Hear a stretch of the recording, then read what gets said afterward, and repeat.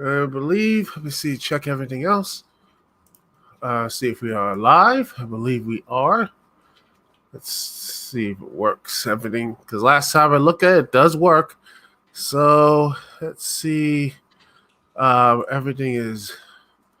Oh, let me just go here. Make sure everything is on. And I believe we are live. The little button says we are. So, hello, ladies and gentlemen, boys and girls, children of all ages, and me, Dukect, with another interesting little Streamlabs thing, and we're here live. How are y'all doing this evening? And we are doing a live stream of one of the most indie-rific NBA finals of all time, and that is the Milwaukee Bucks taking on the Phoenix Suns, because all the big-time teams are gone, and my guest here is very happy about that. Go ahead, Rowdy. Yes, Duke, we are back here, and I just have to wonder, we are still probably about 20 minutes away from this game eventually tipping off. You just got to wonder, has Stephen A. Smith already started drinking? He's probably not only drinking, he's probably just he's on his fifth bottle at this point. Yeah, down there, I tries to hopefully can find some way to keep cool down there in the Arizona desert, where where game one is about to start. And as I'm trying to bring up my my own game tracker to prepare for this matchup, so I don't actually have TV access right now. But apparently, ESPN is advertising that apparently there are still a possibility of tickets for this game for as low as $644. Well, that's good. No, that's nice. They can actually finally do something with that extra money you're burning in my pocket. So yeah. So I guess you gotta say this. Look, I mean, if they're selling for that, at least that much, if that's the minimum price, I don't think these matchups are hurting the draw of the games. But it is, of course, like we said, I believe this is going to be. It's almost a cannot lose situation in this matchup. Is the fact that the Phoenix Suns, of course, they're looking for their first championship in franchise history. It's their first trip to the finals since 1993, in which I guess what that was, they were facing the Chicago Bulls that season. The one thing I'll remember all about that is the fact that, of course, they had a triple overtime game in that series that forced the preemption of Quantum Leap, which was much to my dismay, as I was not much of a basketball fan back then. But on the other side, we've got the Milwaukee Bucks trying for their first championship since 1971, when they had a guy known at that time as Lou Alcindor, eventually to be known as Kareem Abdul-Jabbar, playing in the middle for them. It's their first trip to the finals since 1974. So just the fact that you're going to have countless fans watching this game that do not remember a time that either these two teams ever won anything. And I'm just saying, if that's, I don't care, ESPN can try to grumble about it all they want. If you can't find something exciting about that, I don't know what to say to you. Well, yes, you know what? That is great, passionate stuff. Because, quite honestly, it's just I'm not surprised, but I am surprised. But there's a lot of people, including myself, didn't think this would actually work. Let me just put this thing, mute the thing up. Okay, just I don't want to get a copyright thing because I may be tough, but I don't want the NBA. Like to quote the Joker from Joker's Millions, man. You paraphrase him. Look, I may be crazy, but I'm not taking on the NBA. That's no. But yeah, that's just And by the way, anyone wants to comment about this, leave the comments below, and if your comment is good, we'll read and answer questions and all that stuff. But but yeah, it's just I am the one major thing here is there's two big stories. One, Giannis looks like he's coming back. That's the story that's I'm seeing circulating as well. I'm making the prediction he'll be playing at least by game 2. I'm sure it's still more or less a doubtful game time decision, I think, for this first one. And that might be pivotal and might be giving Phoenix an extra advantage to probably take a 1-0 lead. But, like I said, I do expect him to play at least by the second game, and then it will, for the most part, be game on at that point. Yeah, I think it's going to be one of the big story. But also another thing is Chris Paul.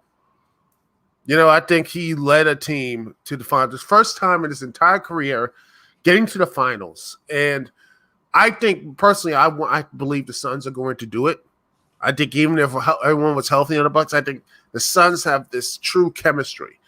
Everyone is playing like a team there. And I think it's going to be this is not going to be a sweep either way. I think it's going to be a dogged, like 6 and 7 game series. Personally, I think Phoenix is going to probably win, but I think I would not be surprised if Chris Paul takes the final shot and wins it there at home in Phoenix. And I'm going to say he wins Finals MVP. It definitely is a point in his career where I think he's one of those guys that has basically accomplished everything except getting that ring, and you just have a feeling that is at a point in his life of saying, look, it's time to do what it takes to finally get that one final accomplishment. It's very much like a Dirk or Jason Kidd situation as we had 10 years ago. Only this time we've got this again, like I said, and the thing about, even I'll say, like, one of the reasons I keep waxing poetic on that Dallas Mavericks title from 10 years ago is the fact that they were such a great underdog against that big bad Miami LeBrons. In this case, there really is no bad guy in this situation for the most part. And that's why it is just a case where we could just sit back and just watch these two try to determine who the better one is for the most part. Oh, yeah. By the way, I like when LeBron made that deal to go to South Beach. I remember people playing up. It's like basically Hogan going for the NWO. I remember all of that type of hype. All of that is. And then the Mavericks beat them. And I was just like, what? The Mavericks actually won? They won actually a championship? I'm like, are you kidding me? This was supposed, you got Chris Bosh, you got Dwayne Wade, you got LeBron, you got all this stuff, and they just stopped. Well, here's what you got to remember. Like, that group of LeBron and Bosh and Wade and everything, they may have had all the star power. They may have had all the braggadocio as it was, but that group hadn't won anything going into those 2011 finals. The Mavericks, they beat the defending champions to get to those finals in the Los Angeles Lakers. They absolutely destroyed that Lakers team in the second round of the playoffs. I was there for Game 4, where they absolutely just ran over them in Game 4 to complete the sweep, where the Lakers were so just terribly humiliated. All they could do at the end was try to shove around, you basically what, Lamar Odom and what's the guy's name? Bynum. Were just getting themselves ejected for trying to shove players to the ground, and the Mavericks just got back up, finished them off, beat Oklahoma City with Kevin Durant and James Harden in the Western Finals. And then there were people down here didn't think that the Mavericks had any chance of beating Miami. When they lost Game 1, the guys I listened to on the radio, they were more concerned about Miami's defense in there and just how long-armed everyone was and it was going to get open shots. But I'll say it, when they took Game 2, the way they Mavericks won Game 2, I just had that sense of they might have won the title right there. Like, you can't, for the Miami's point, you can't lose a game like you did, where you had a 15-point lead with 7 minutes to go and just absolutely lost it. Like, I think it was Dwayne Wade hit that shot to put him up by 15, and then got the idea to just try and stare down the Mavericks bench, and to steal a line from Jordan. They took it personal after that, and they just turned something on, and just it was just a sense of I still got like the Sports Illustrated issues and all that commemorating that championship. It was just it really was the last time. And not just from the perspective of it was the only major league championship I got to watch in my lifetime, but just how it was done and how much of a storybook finish it was. It was the last time I ever really had any major interest in the NBA Finals up to this point. Well, I had many interests actually. For me, since the local team, Bullets and Wizards, I had interest in them, but the problem is that most of those Wizards and Bullets players were traded and they left and became champions somewhere else. Detroit, and that team, and they build up there, and I'm just like, I'm used to that type of feeling. I'm used to seeing other teams take good players from the Wizards and make them great and win them champions. In fact, if I could make an entire video about all the stars from various, from NHL, NBA, MLB, inside, and the Washington football team, especially the Washington football team, and just see how they, they dump these guys like, they're not going to need, and then win champions or have greater success somewhere else. I'm just like, yeah, I'm just used to that. I'm certain the Texas Rangers could one up you in that department. Oh, how was that Sammy Sosa trade, by the way? You got that's just number one on that list. I'll always go in their defense. The Rangers weren't the only ones to screw up on Sammy Sosa there, because they sent him to the Chicago White Sox, and then the White Sox, overlooked him and sent him to the Cubs a year later. And I still maybe they do get on, the people in Chicago do get on their cases for that and that much, but I just don't hear the White Sox getting ridiculed enough as much as the Rangers do, for whatever that's worth. The White Sox did win a championship later on, I think Ozzie Guillen. In fact, one of the most biggest memories I have of him, him getting the TNA X Division championship, his own personal one. He went to Monday Night Raw and showed that championship belt, and they just cut away from him. It was like, wrong belt, cut to the back somewhere, cut to the crowd. But yeah, maybe that because they just used to it. Chicago White Sox they're just there. And the Cubs is the main thing.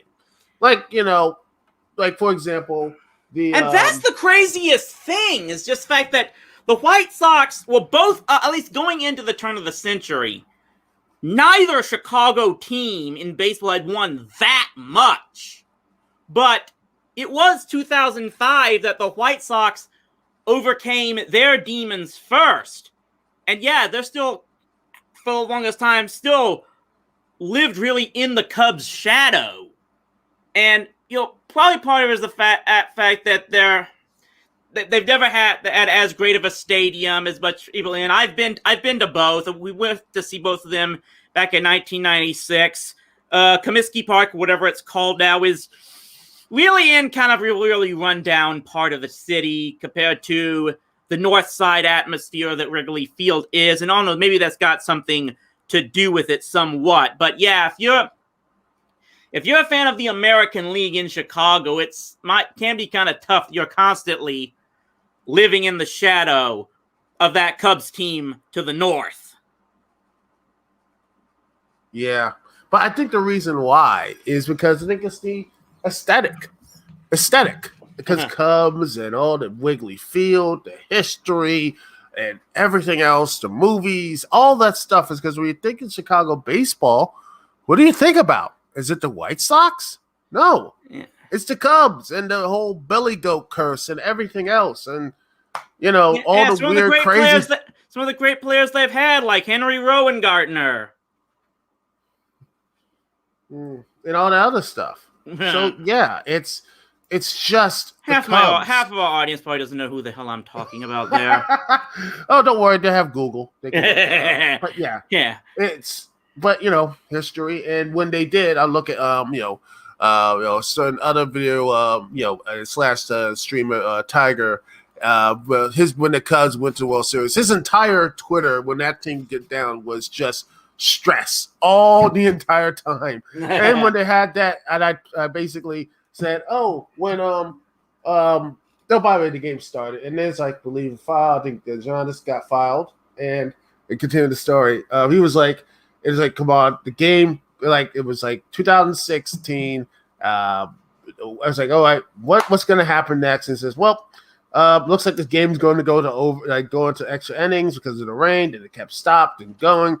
He was just barely tweeting at all. And then when it finally happened, he was just in shock. He's like, did it actually happen? Did it count? Make sure he was like, make sure this thing is, but yet here it is. We are just getting underway. Game 1 of the NBA Finals between the Milwaukee Bucks and the Phoenix Suns. Of course, we're all just, coming off of one of the most significant holidays in this country's history, Duke. And of course, I am talking about Bobby Bonilla Day. Ah, yes. The man was brilliant. That is the one thing, if I was right there, and they're using the count, by the way, so Giannis missed his first, and he made the second one, so it's 1-0. Which going to be funny if that game no one scored anything in the entire game and that was the final score. Oh gosh, I don't think they would. I think Stephen A would just be like he would probably quit live on television if that was the score. He was just like, I quit. I can't do anything anymore. But yeah, I think this game is going to be. I think the series, like I said, is going to be one of the most very back and forth because I think the teams and everything else, it's going to be just going to be back and forth, and you don't know who's going to really win this. They're just too evenly matched, in my opinion. Yeah. Anyway, I had to bring up the whole Bobby Bonilla Day joke there, but for the record, this is one thing I keep saying. It's just amazing how it seems like the Mets themselves just seem to get singled out for such a situation where, again, I've been reading up this stuff like with the type of deferred payments that Bonilla is getting. It's not uncommon in baseball. In fact, I've got a list here of some other deferred payment structures that have still been going on to this day. Sometimes maybe even crazier. Here's one example: Bruce Sutter, a guy who has not played Major League Baseball since 1988. This was the last year that he was scheduled. He got a scheduled deferred payment of $1.2 million from the Atlanta Braves, which he's been receiving since 1991. But even then, he's still also due more or less a balloon payment of $9.1 million next year. Woo! So that. More than that, this was the last year that the Cincinnati Reds had to pay Ken Griffey Jr. $3.6 million, which they've had to do since 2009. It's also the last year that Paul Konerko has received $1 million every year since 2014 from the Chicago White Sox. Manny Ramirez, you may remember that name, is still going to get paid $2 million from the Boston Red Sox through 2026. He's been receiving that since 2011. And Bobby Bo isn't even the only guy that the Mets are paying deferred payments to. They're also having to pay Brett Saberhagen $250,000 every year until 2028. They've been paying to him since 2004. But Duke, Can you take a guess? Which team is probably the absolute worst in setting up deferred payments to athletes? I'm going to surprise you with my pick. I'm going to say the Yankees.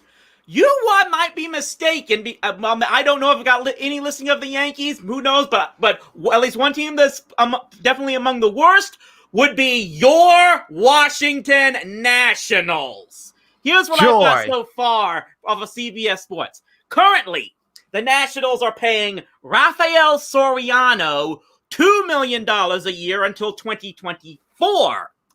Starting next year, they will have to pay Max Scherzer $15 million a year until 2028, and Stephen Strasburg will have deferred salary payments coming to him through 2029 for a total, I don't know how much a year it is, but apparently a total of $114 million in deferred salary coming to him through 2029.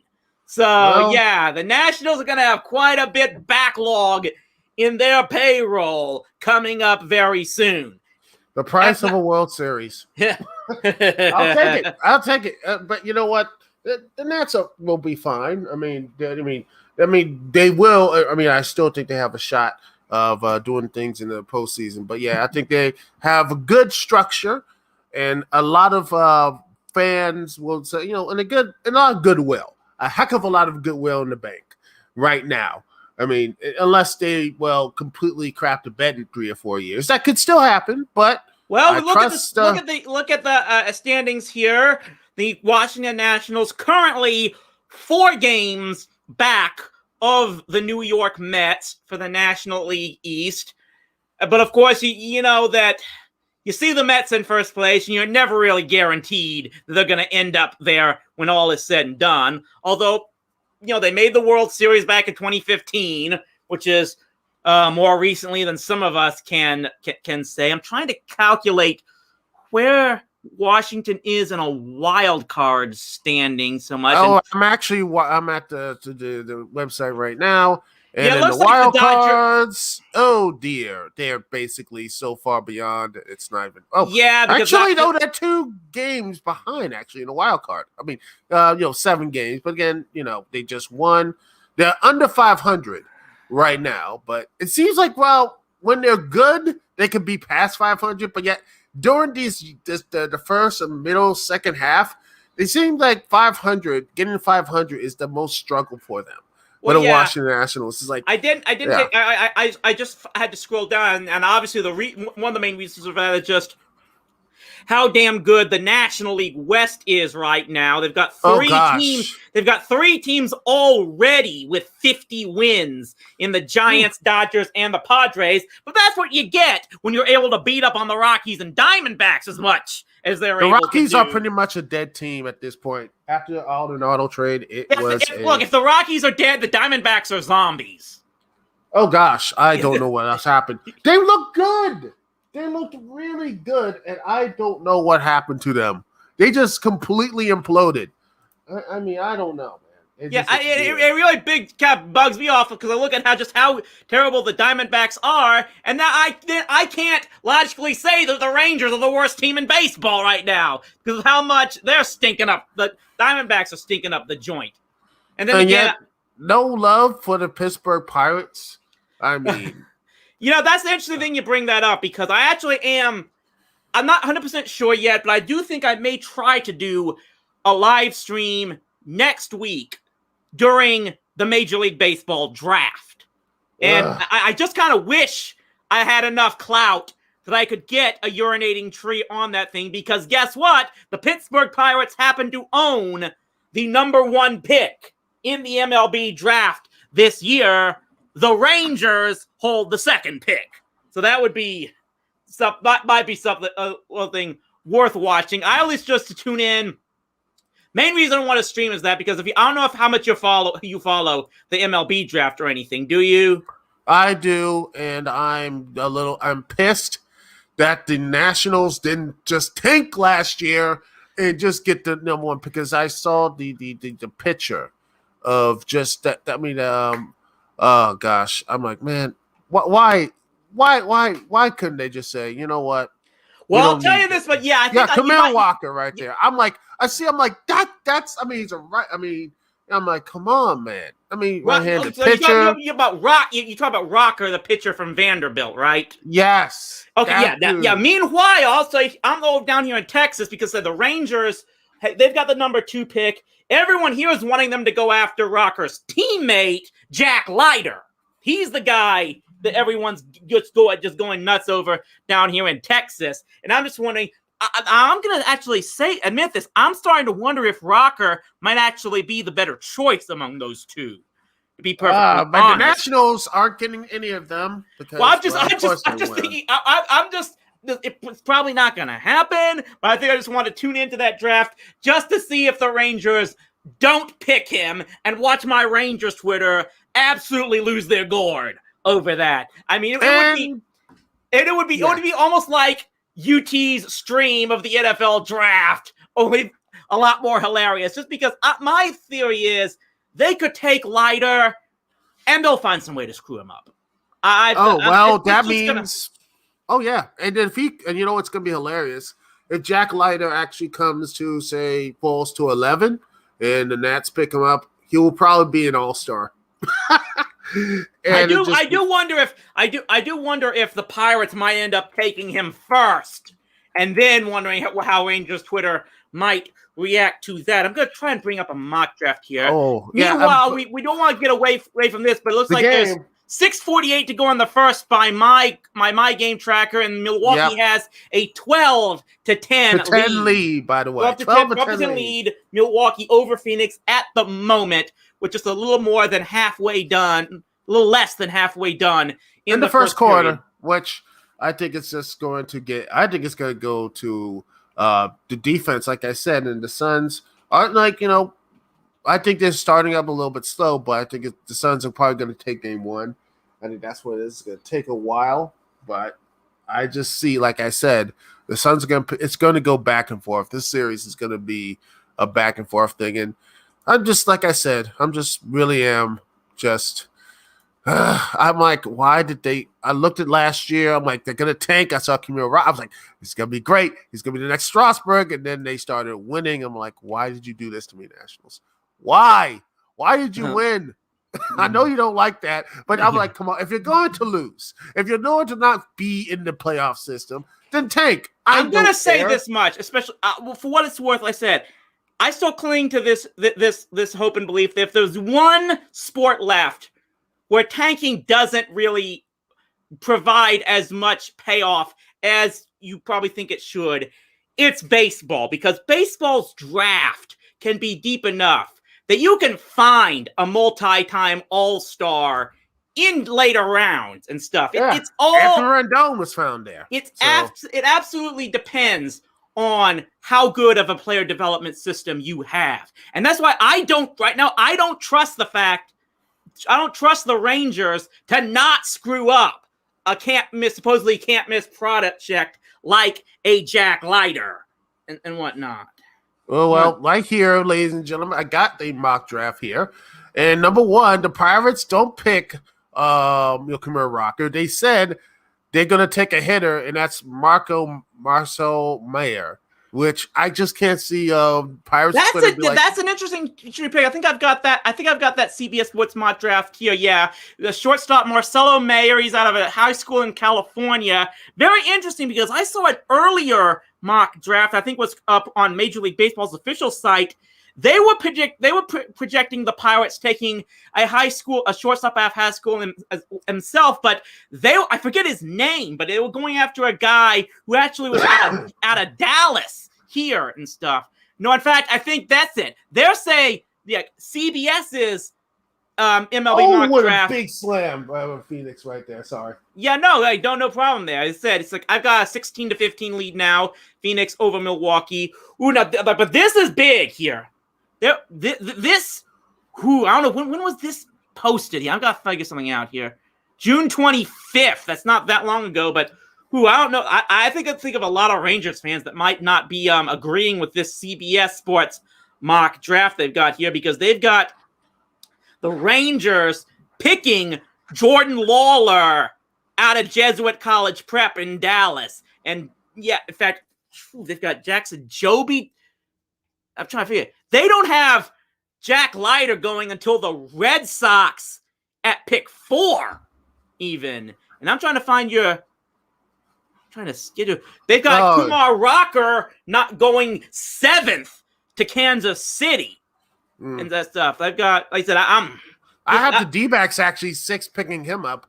But if it goes down to 11, I'm like, I'll take him. I'm like, yeah, you don't want this guy. Supposedly is so good, and you know what? The Nationals know how to pick up good pitching and such. So I'm like, yes, pitching is always good, and I don't care. I'll say, like I say this. If I will say this, that at least that CBS mock draft has them taking a high school shortstop. If the Rangers take anything but a pitcher, let alone past Jack Leiter when he's on the board, I'm telling you, my Rangers Twitter feed is gonna effing lose it, and I'm just gonna laugh at it. I'm gonna say that much. Oh yes, and I can imagine. What if they actually did not pick Rocker or Leiter? I think what if they said we're going to pick up? Let's see. I'm gonna just say outfielder, say Sal Frelick or something, and then people would be like, "Oh gosh, what?" And they just say, or Sam Backman, which is, that the Nationals are looking for or something like that. Yeah, and I've got another mock draft here. I don't know if it's on MLB's. It's on MLB's webpage. They also have the Pirates taking Mayer with the first pick, but they've got the Rangers taking Leiter, and the other guy that everyone's looking at. They both agree that they're picking the Tigers to take Jackson Jobe out of an Oklahoma City high school. They've also got Lawler going 6th to the Diamondbacks, and again, Rocker being taken by Kansas City. This is what really amazes me so far with all these mock drafts I'm seeing here. What amazes me, here they've got Jordan Wicks going to the Marlins at 16. This, I was about to say, was and Anthony Solometto going to the Blue Jays. This is a change from what I saw earlier, because I saw a couple of mock drafts where it just shocked me. They didn't have a single left-handed pitcher going in the first round, which was really shocking to me. But now this guy, Jonathan Mayo, who wrote this mock draft, he's got at least a couple going in the first round. But most of the first round picks they've got, especially the highest ones, are either right-handed pitchers or shortstops. This guy does have a catcher, Henry Davis, out of Louisville, going to the Red Sox with the 4th pick.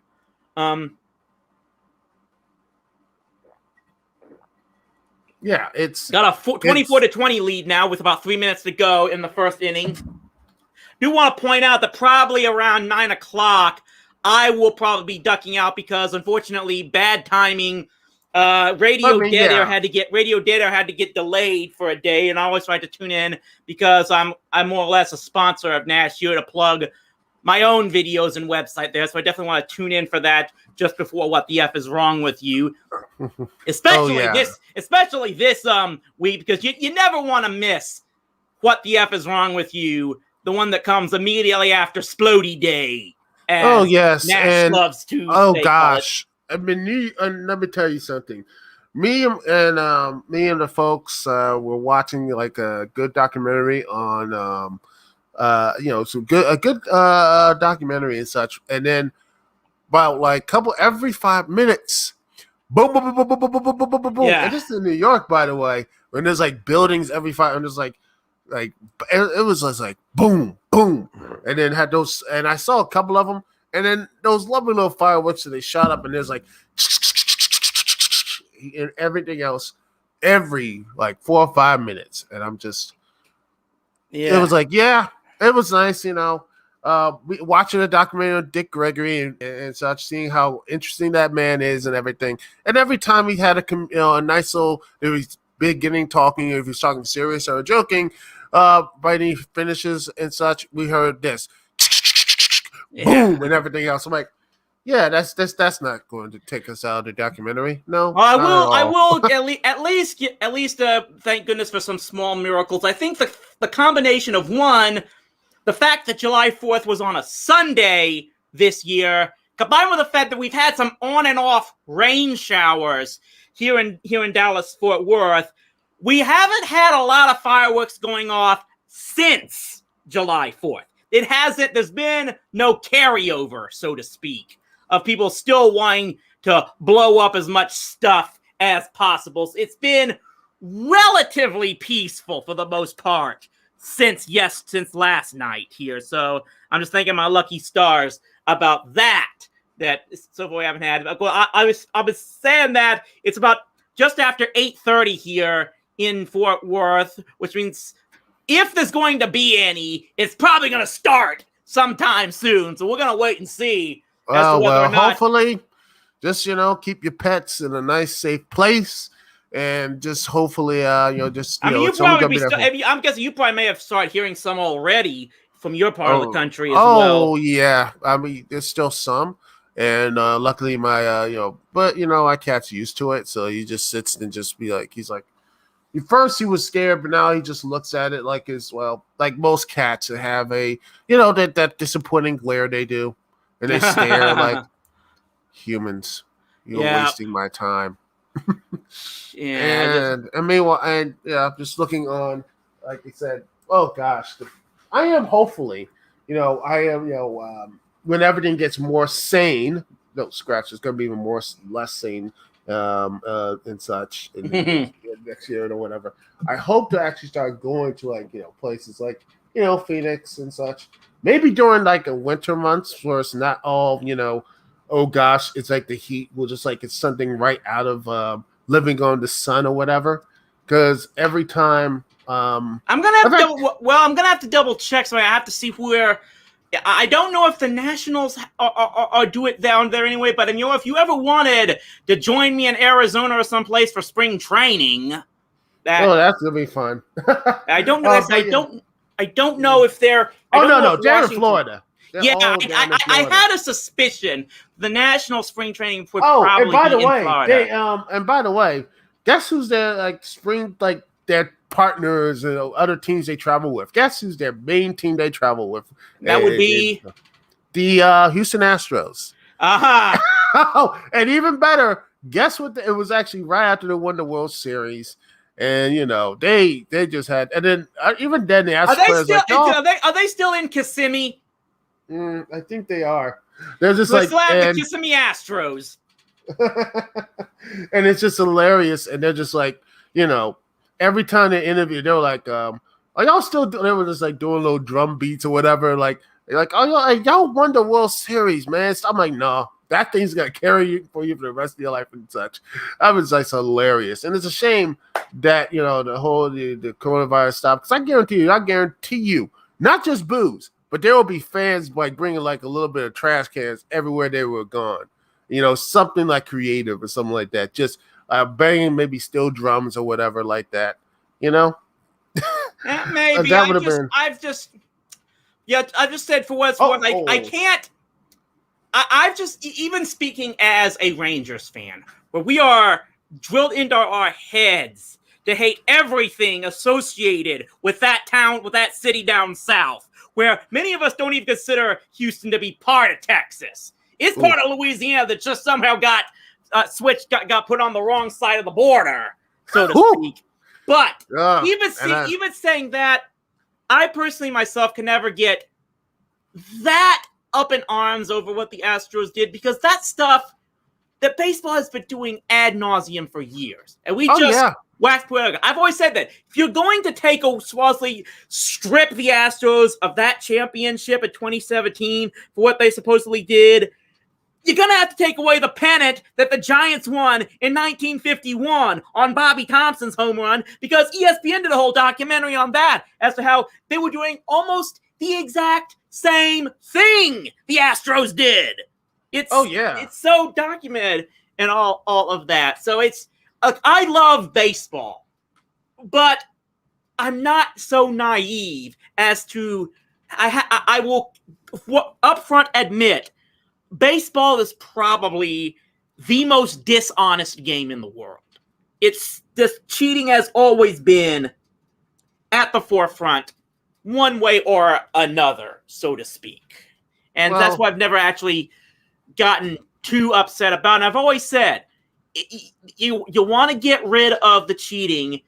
The fans themselves have got to stop getting so obsessed that they practically demand their teams do whatever it takes to win. And I'm saying that from experience. I've been there. I've been so obsessed that it's always something you have to more or less flush yourself out of.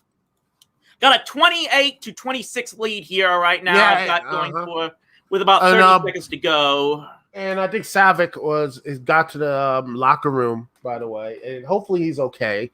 Look, maybe he just should point out that apparently Giannis did start this game and he's got 8 points already. So yeah, like I said, looking good so far, and good for him on that.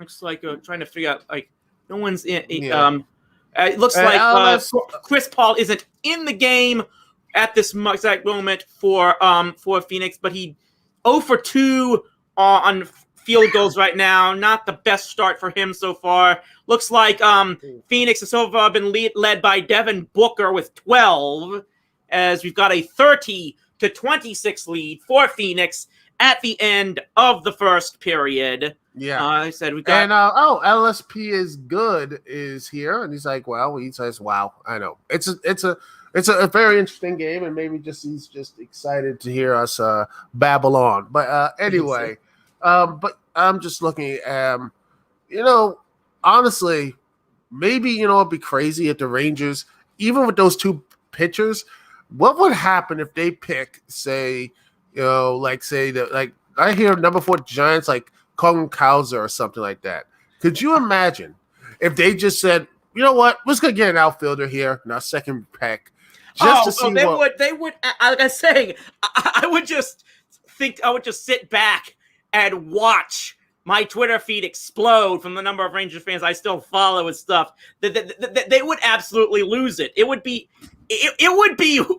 worse than every 5-point vids reaction to every Giants pick they've taken in the NFL over the last 3 years. It would just be be And I'm saying that as a fellow Rangers fan because oh goodness, yeah, they're just going to have to show. I just think that, at least from that perspective, it doesn't. At this point, I'm just not gonna put too much stock in exactly who they take. They've got to show me they can actually develop him. Now, as I'm saying that, at this moment, the Rangers AA affiliate in Frisco, they're running away with their division in the Texas League. Last I checked, I think they're like 18 games over 500.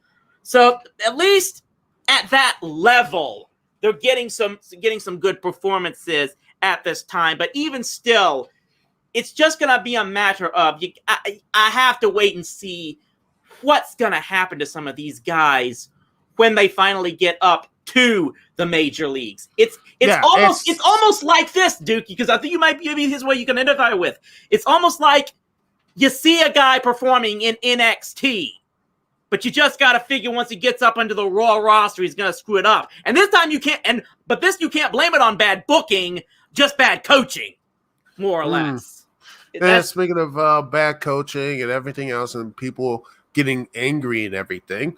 I'm looking at the Yankees right now, the record, and oh goodness, they're above 500, but they're 10 games back, and oh boy, they're probably are not happy at this moment. They expect greatness, and they're not getting it so far. And even worse, their lovable rivals in Boston have a basically dominating lead, having over 50-plus wins right now. They have 10 games, 10 and a half games back of Boston. 6 games back of Tampa in the NL East. The Rays in second place, only 4.5 back, and at the very least, the Yankees and their fans can probably appreciate the fact that they've pretty much got zero chance of finishing dead last in the AL East because Baltimore is an absolute joke again. 26 games out of first place. 27-57. Let me go back and check the National League. 27-57. Still not as bad as Arizona. Which is almost, they're going for the record, ladies and gentlemen, of the New York Mets at this point, which is what, and I will give the Mets that loss a pass because that was an expansion team. Yeah, expansion teams. They're definitely the best chance to probably surpass that record since I believe it was the 2003 Tigers who finished one game better than that 1961 New York Mets team. And believe it or not, the Washington Nationals, a World Series champion, was on that team. And guess what it is? Who was that? Oh, yes? Fernando Rodney. He was a part of that 2003 roster. and then he is a World Series champion. Also, former roster Max Scherzer and others, who just won championships as well, which is just, I have nothing else really to say to you about Detroit. But hey, you know what? At least you're getting somewhat better, and you're only 10 games back behind the White Sox, so there's progress, right? Yeah. But I'm looking at Baltimore, and I'm just like, I remember how Baltimore really tried to do, just screw the Nationals, and, Peter Angelos tried to screw them every chance to get with the TV deals and everything else. And now they're not even relevant. The only thing they have is a ballpark. And even then, nowadays, you can't really go to it because of all the, COVID stuff, and now it's opening up. People are still not going because that team is crap. Their team is legitimately crap, and the defensive stuff. I'm just sitting there, I'm like, what is this team? Because I remember they were actually good in the 90s. They were good in the 2000s and such. I don't know what happened. It's a situation, if they ever able to allow fans in there again, it's almost, you got to figure when they host the Nationals, it's probably going to be like a road game for them. It's probably just going to be a sea of red, black, and white over there in Camden Yards. And it's a great stadium, but I've been there multiple times. Great stadium, lovely stuff. There's not really a bad seat in there, and it's just, you look at it, you're just like, man, that team used to be great, and now it's just one of the absolute worst teams. It's a crazy situation for the Orioles where they've always had. It's almost like it's nothing in the middle for them. They're either a World Series contender or they're one of the absolute worst teams in baseball. It's almost like there's never anything in between. You think back to last year they won the World Series, was 1983, when they had a rookie by the name of Cal Ripken Jr. playing shortstop for them. And, or maybe it was his second year. But 5 years later, they were one of the worst teams in baseball, lost their first 21 games of the 1988 season.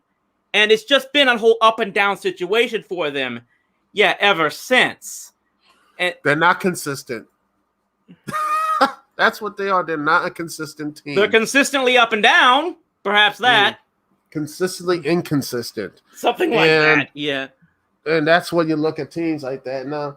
And hopefully, when going back to basketball and such, I hope this is, I want continued success for the Suns, because this is actually, they broke their 10-year plus not going to the postseason.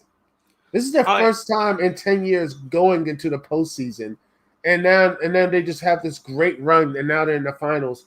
I just hope they actually do something more and continue to grow, because one thing I will say about Phoenix, and this is something, there's a reason they there's one reason that they finally were able to break that streak and not only end that slump of 10 straight years of the playoffs, but now make it all the way to the finals, is they stopped just standing pat.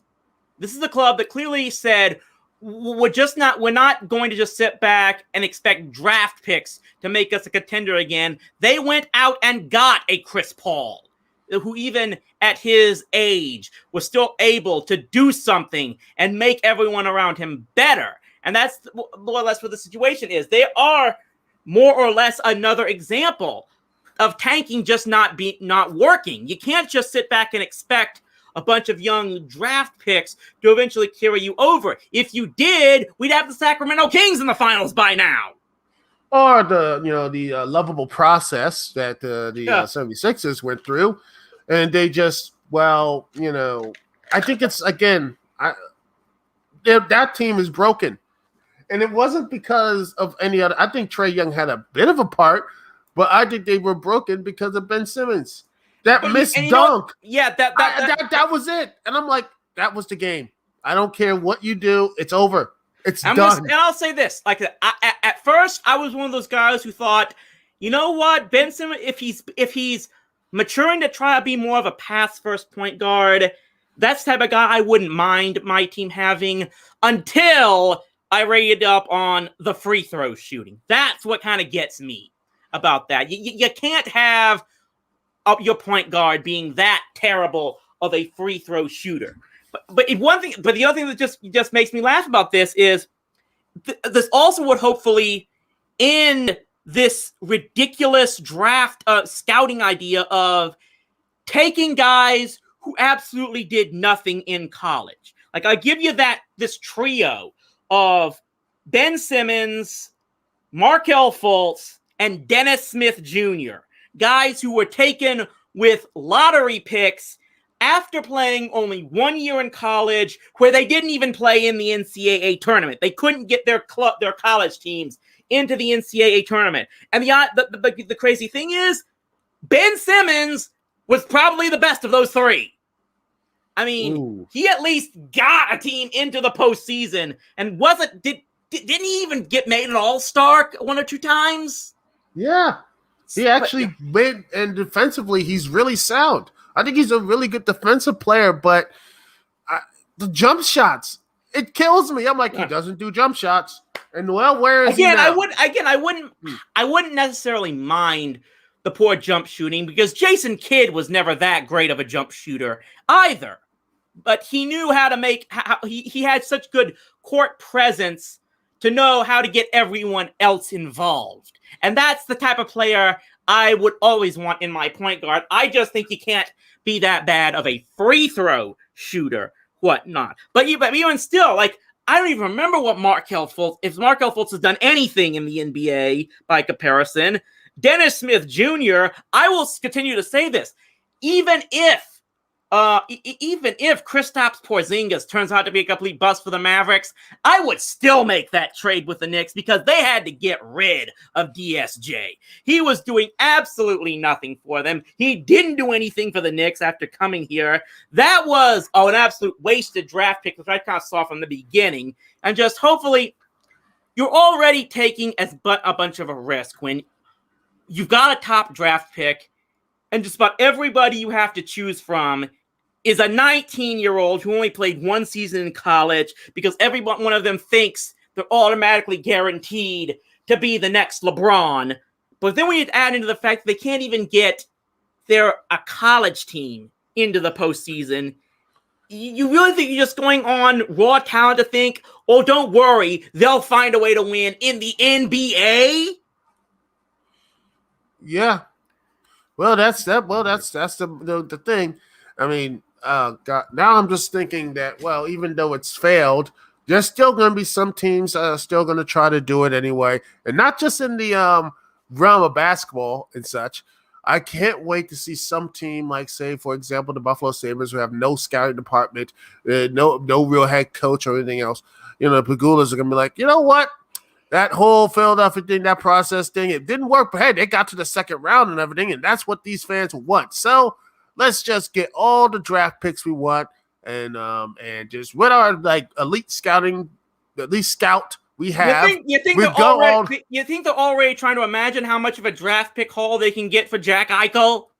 Oh yeah, they already are. They're gonna say this, and we're flipping guys, or we're gonna do the process 2.0, baby, and just tank. And then what they're going to get is it's going to just be more and more pain and suffering for those fans, just more losing and more failing. And meanwhile, let's say here, it looks like Phoenix is starting to open up a bit of a lead here on Milwaukee. I've got them leading 45-38, just under 7 minutes to go in the second period. Game 1 of the NBA Finals. Milwaukee against Phoenix.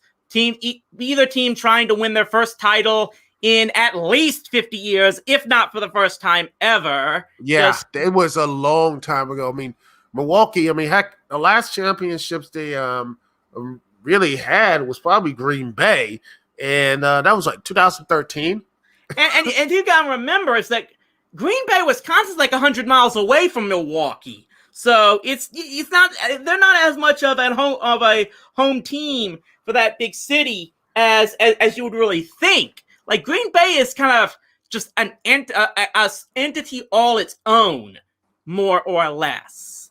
But yeah, so I think like Milwaukee hadn't won an NBA championship since 1971. The only time the Milwaukee Brewers ever made the World Series was 1982, I believe it was. Haven't been back there since. So that's definitely that city there in the southeastern corner of Wisconsin, desperately hoping for their first championship in a very long time. Well, 5:50 to go here, and they're trailing 45-40 at the moment. Yeah, but you know what the sad thing is? That the Milwaukee people are clinging on. I think it was the Milwaukee Braves that won one. Right, 1957. Yes. I believe it was. And yes. But they moved to Atlanta. Yeah. And they're like, that's still clinging. I'm like, you gotta let that go. You have the Brewers, which are, doing things, which is, well, that's they're leading. They're leading the divisions. The Brewers currently, trying to find on. They've got a 6-game lead in the National League Central. The only team in the National League outside the West Division with 50 wins so far. So they're getting something done, at least so far. Mm-hmm. Yeah, that's what it is. And just as I said that Phoenix seemed to have a great lead, Milwaukee has tied it up at 45 each, just under 5 minutes to go. This is going to be a heavyweight fight because they're both going to go back and forth. And I just do not. Again, it's just going to keep going back and forth. And looks like Chris Paul is starting to find his shot. He's got 9 points now after he was scoreless in the first period. So it looks like he's starting to get his shot together. Devin Booker with 14 for Phoenix to lead the Suns. DeAndre Ayton has 10 at the moment, as now Phoenix has gone back up in front 48-45. Oh, yeah. And again, both teams are just like I said, it's going to be a heavyweight fight. And speaking of teams that are not quitting anytime soon, the Montreal Canadiens won in an exciting Game 4, which, a game that honestly I thought the Lightning were going to win since they're so bursting with the world of talent. They basically they just got punched in the face. But again, every time people punch them in the face, they seem to come back harder. And I expect Game 5 is going to be just either the Canadiens can tough it out and do the impossible, or the Lightning just say, you know what? Okay, we got hit in the face. We're going to come back even harder this time. It would be just so amazingly ironic that sandwiched in between winning the Stanley Cup once, that the Lightning would have played 2 of the worst choke jobs in history. First by getting swept out of the playoffs completely after winning the President's Trophy, and now may very well pull off the first reverse sweep in the history of the Stanley Cup final, unless I missed my guess there. No. The Maple Leafs came back 1942, and they won it. I think 1947, I believe. It was a long time ago. And it would have been funny if the Leafs were in that same position and they would have won that. That would have been nice and poetic if they actually did that. But I don't think it's going to happen. And by the way, that whole President's Trophy thing, I truly believe it's a curse, because when the Capitals did it, guess what happened to them? They were up 3-1 against the Montreal Canadiens, and they lost the series as they came back. Yeah, because, I still give the NHL credit for at least recognizing a team being able to run the gauntlet of an 82-game season and finish in first place. It just absolutely kills me that the NBA doesn't do that at all, because that just adds more to the idea of what's even the purpose of watching the regular season. The fact that because even if you get the first, you were seeing more and more, especially even in hockey, that trying to just kill yourself to get that number one seed doesn't really amount to anything for the most part. In fact, I'll say this. I mean, speaking as a soccer guy myself, I mean, I watching MLS. Originally, they only had the MLS Cup for winning the playoffs. They eventually added the trophy known as the Supporters' Shield, whoever finishes with the best record and most points in the regular season. And I'll tell you, Duke, there's a lot of soccer players and coaches and whatnot in the MLS who think that winning the Supporters' Shield is more of an accomplishment than winning the MLS Cup. Because they'll tell you in a playoff series, oftentimes dumb luck can prove very influential in whoever wins it. But there's a lot of soccer teams that think that running the gauntlet of a regular season for 8 to 9 months and finishing up on top, that there is something more valuable about that. I agree with the dumb luck, especially, Nationals. That dude, that poor fella who missed that big base hit Juan Soto hit in that playing wild card game and cleared all the bases. He missed it, and then just everyone scored, and the Nationals, pick it. I watched that game live, me and my brother, and they were just like, it was amazing. And speaking of dumb luck, going back into hockey, I remember Game 3, Washington Capitals versus the Columbus Blue Jackets.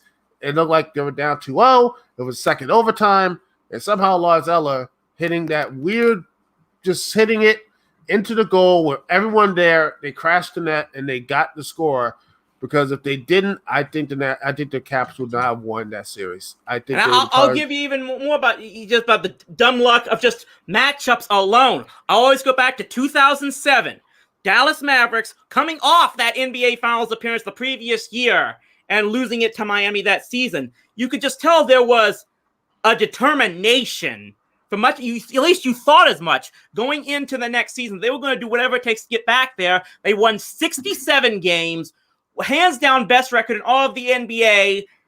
But their first round matchup was against the one team they ended up struggling against in the Golden State Warriors. Their former coach, Don Nelson, was coaching them. He just knew how Avery Johnson worked as a coach as well.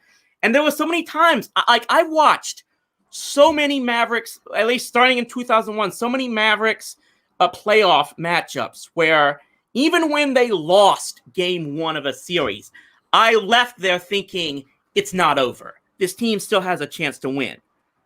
They lost game 1 of that 2007 opening round series with Golden State, and watching them, how they played in that game, I just had this bad feeling in my stomach thinking this team is in trouble. And they ended up becoming like the most, I think it's still the most wins in NBA history for a team to get bounced in the first round. And it took them several years to recover. Believe this, even after this year, believe it or not, like the Mavericks now, I'm trying to calculate again, I think it's 4 or 5 times the Dallas Mavericks in their history finished in first place in their division. Every single season they did that, they lose in the first round, including this year. It's like that's a curse to them. Like the 2 years they went to the finals, they were a 4 seed in 2006, and I believe a 3 seed behind the Spurs in 2011. So just that more than anything, the Mavericks are almost the ultimate example of trying to play your ass off to finish in first place just isn't seem to really be worth it. And I say that more often than not, I will give credit that in the NBA, the team that finishes on top does seem to run through the finals more often than not. If we've got Phoenix here, I think they had the first seed this year in the West and ended up making it all the way. So, or did they? Did Phoenix have the top seed or Utah? I think Utah. Okay, so maybe not necessarily this year. It definitely since the 1990s it hasn't happened as often as I think it probably has. But yeah. But 9-10, about a little after 9 here, we've got a 50-47 lead Yep, for the Phoenix Suns with about 2.5 minutes to go. I think it's about the time I unfortunately have to take a break or something, and then probably have to switch over to Radio Dead Air. So, no worries. I will continue but I this. definitely thank you for having me on this. Hopefully, enjoy the rest of this game and just. Oh yes, we will. I'm just gonna make this prediction on this NBA Finals. If I may steal a line from the great Douglas Adams, the winning team shall be the team that wins. Oh yes. Okay. Thank you so much, man, for joining. Stay rowdy, my friends. Peace.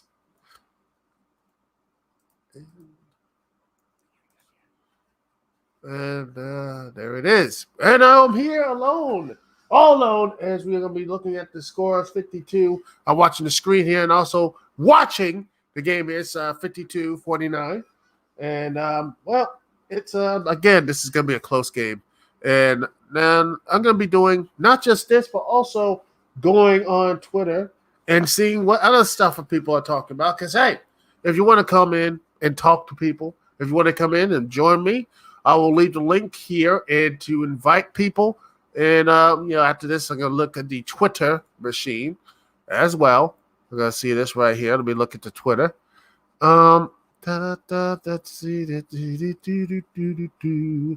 Let's see. Let's see. Let's see what to talk about. Yes. Yes. My wrestling bucket list to see. Mine is going to the AEW show, meeting the Undertaker, going to the New Japan Pro Wrestling show, be in America, or going to Japan somehow. I have to fly there, and hopefully I won't go insane because I just don't like flying. I don't. I don't. I don't like flying and just lifting off and just staying in your seat. Unless it's like truly a comfortable sitting and not, let me just see the newly upgradable airline seats.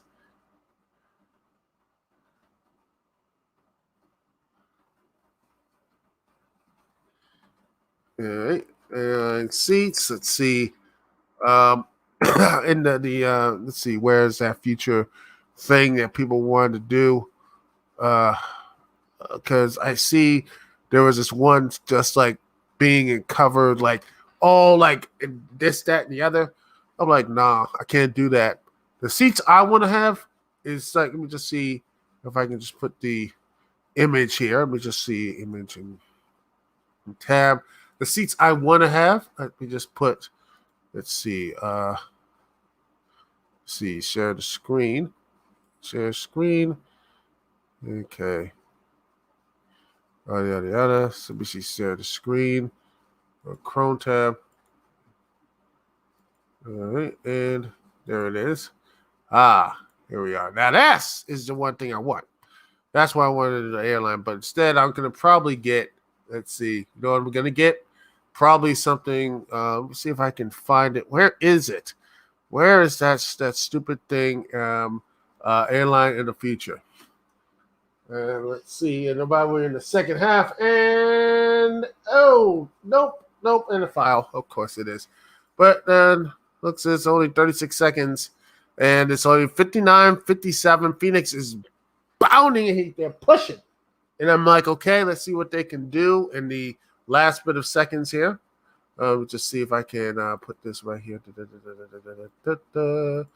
Where is it? Let's see. Future. Where is it? Okay. Where is it? Here it is. There. Oh, gosh. There we are. Double-decker seating. Goodness gracious. The state. The absolute state of this. Let me just. Oh, gosh. Just put this. Look, this is the future, ladies and gentlemen. This is gonna be, oh gosh, right here. This is gonna be the fun future. Oh, double-decker seats, everyone. Happy days are here again. Oh gosh. And it's halftime, 57-49, as the defense shuts things down. But yet, this is what we are. Oh yeah, it's 57-49. The game is still out there. Series is tied 0, but it looks like Phoenix, if they continue the 9-point lead they have, they will win game 1. As it is halftime now, ladies and gentlemen. But anyway, yeah, this is the future of airliners, which, by the way, that's going to probably be, well, oh gosh, it's going to be just completely terrible. It's going to be terrible. Oh gosh, it's going to be completely terrible. And let me just look back here and see the box store. And let's see if I can put this on the right stuff here. Box score. Here we are. Let's see, game tracker.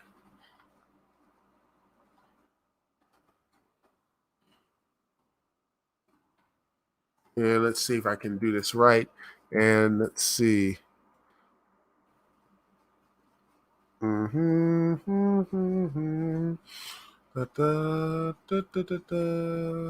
see. So working. So we go here and then we scoreboard. It is.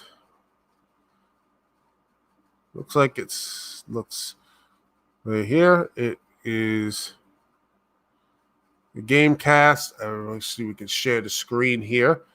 And there it is. And boom. Right here, ladies and gentlemen. And we'll probably finish off the stuff here. So the game screen here. Make sure everything looks nice. And it looks actually so professional here, ladies and gentlemen. As it is 49-57. Phoenix is outscored the Milwaukee Bucks in both halves. And let's see, right now we had, let's see, Chris Paul has 11 points, 4 for 8, 50-50. Devin Booker, 16, 4 and 11. Dan Alton, he's at 10 points, 5 for 6, 8 rebounds. He's leading in rebounds. And I believe Giannis is leading the game with 9 rebounds, and he's only have 4 for 7 and 9 with 10 points, and he has 3 assists. I think the most personal assists right now is Jay Holiday with I believe he has 4 points, 6 assists, 3 rebounds. K. Middleton has 4 points, 12. He has 4 rebounds, 12 points. And honestly, looking at it, it is to me, I think the one thing that the Suns are doing here is they're giving offensive rebounds, offensive rebounds. They're keeping their possessions. They look like a team that actually is they're going to continue to push, but Milwaukee's not going to go. I think they're going to cut down that lead, and it's going to be a really interesting third quarter, in my personal opinion. All right, let's see. Look at this. This thing looks really good. Looks professional. Yes, it looks good. Anyway, but yeah, my airline, that's my fear, which will probably happen. And I need to look into just some, next, the airline seats I want. Let's see.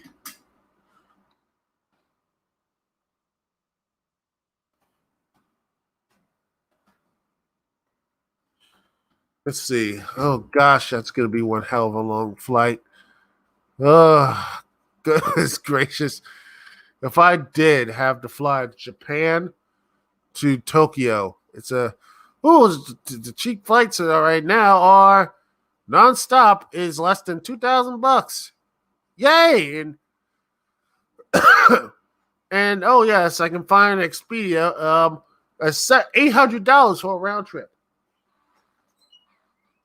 which is awesome, and the cheapest one is like $486. Oh, goodness, that's just going to be. Well, ain't that just prime? That's prime. That's prime. But yeah, it's is going to be. That'll just be a crazy thing. Anyway, well, NXT, yeah. Anyway, let's see other people. Wrestling bucket list, and let's see what other stuff. Oh, I got to finish mine. And going to the Japan show, meeting Triple H, going to Impact Wrestling show, and meeting Chris Jericho. Those are my wrestling bucket list. Not a bad one. And let's see some others. Let's see Vic LV54. These are meet Steve Austin, attend the Arena Mexico show, attend Triple Mania, attend a Coracle Hall show, and attend a Tokyo Dome show. That's actually pretty cool.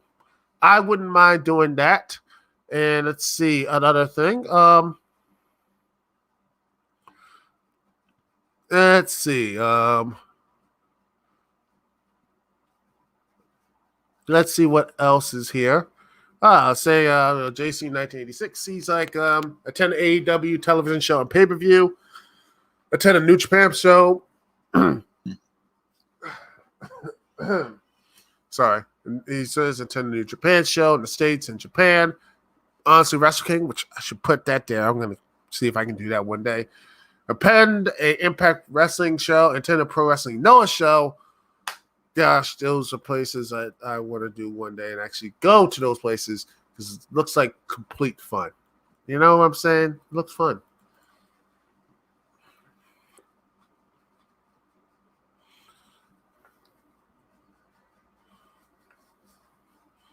Yeah, let's see.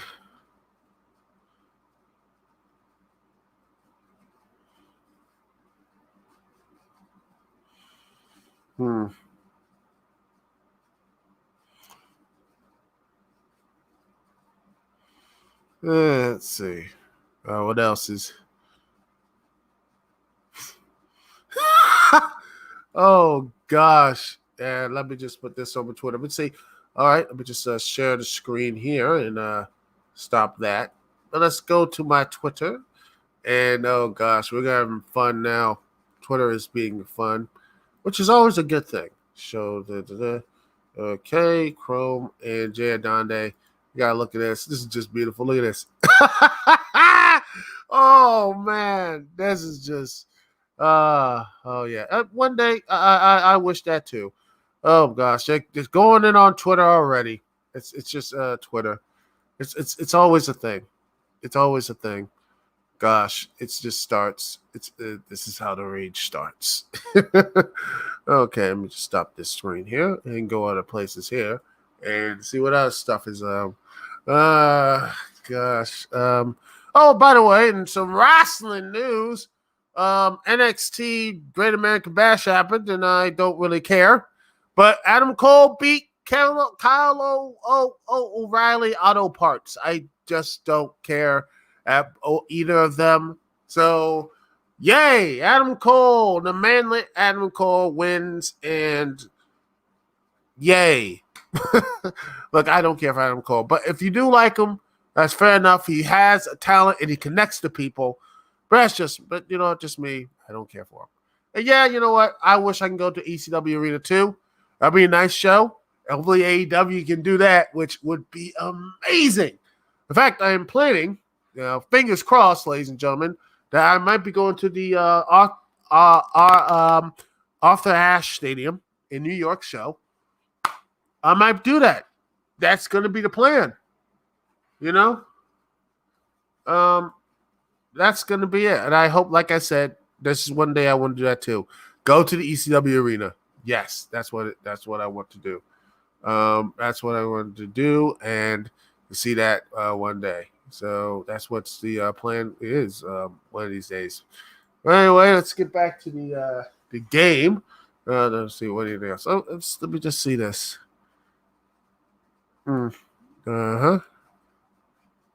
Wow. Your NWA national champion Chris Masters. Cool. He's the new champion. Let's see.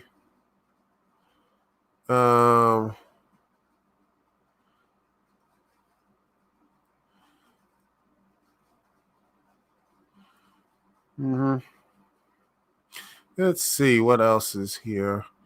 Let me just do this and looking at everything. The welcome back tour Residence Day July 7th stuff with AEW, which looks like it's gonna be fun. And I don't know what else is gonna be. Those Texas shows look good as well. You know, I can't wait to see that. Let's see. Oh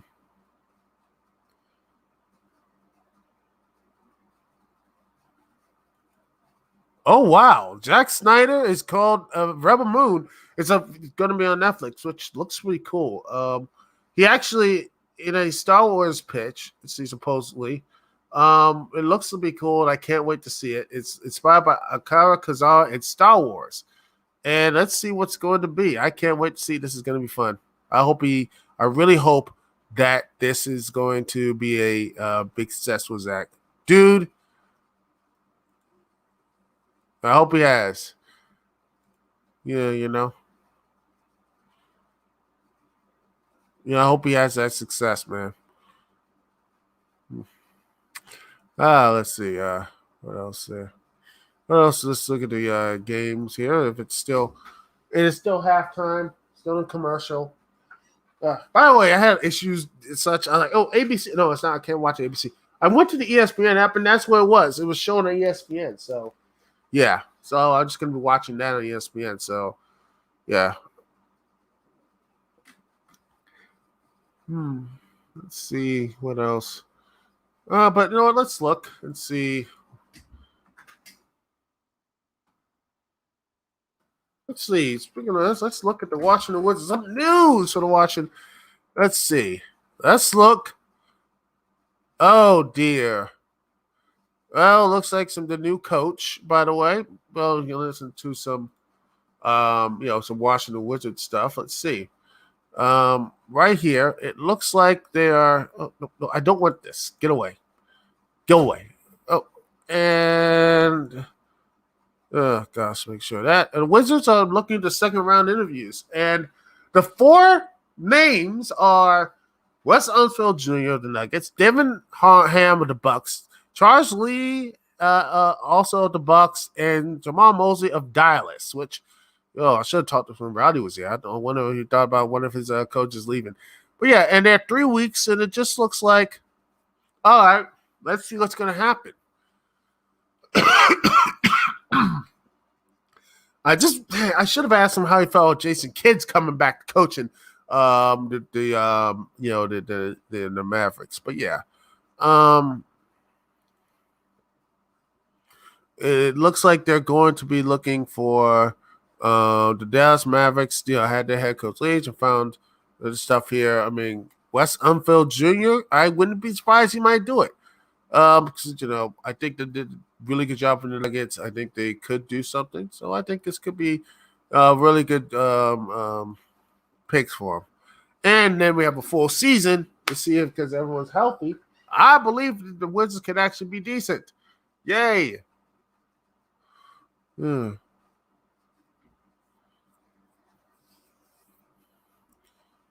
right.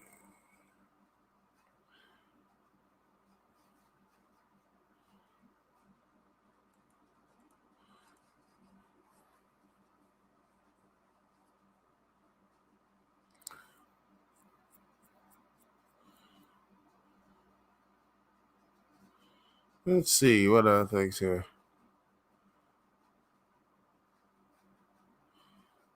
By the way, Fergal Del Sol won a match at AEW. His first match he won. That's nice. Let's see. Yeah, what other stuff is trending? Let's see. Oh gosh. Put this up here. Connected. Wolverine thinking about it's going to be, thinking about going to be in the MCU, which is decent. Okay, fine. Um,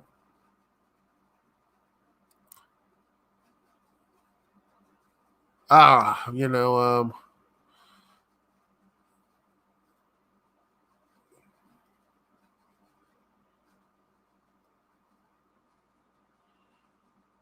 ooh, and Black Adam is enter its final weeks of production, so we're going to see some good stuff in the future. Okay. And by the way, oh, speaking of wrestling, oh gosh, Slammiversary has been confirmed. Okay, Kenny Omega versus Sami Callihan. Ultimate X has been confirmed, and Moose and Chris Sabin. Which those are the only three matches. And man, I have no. Where's the actual heat in these matches? Where is it?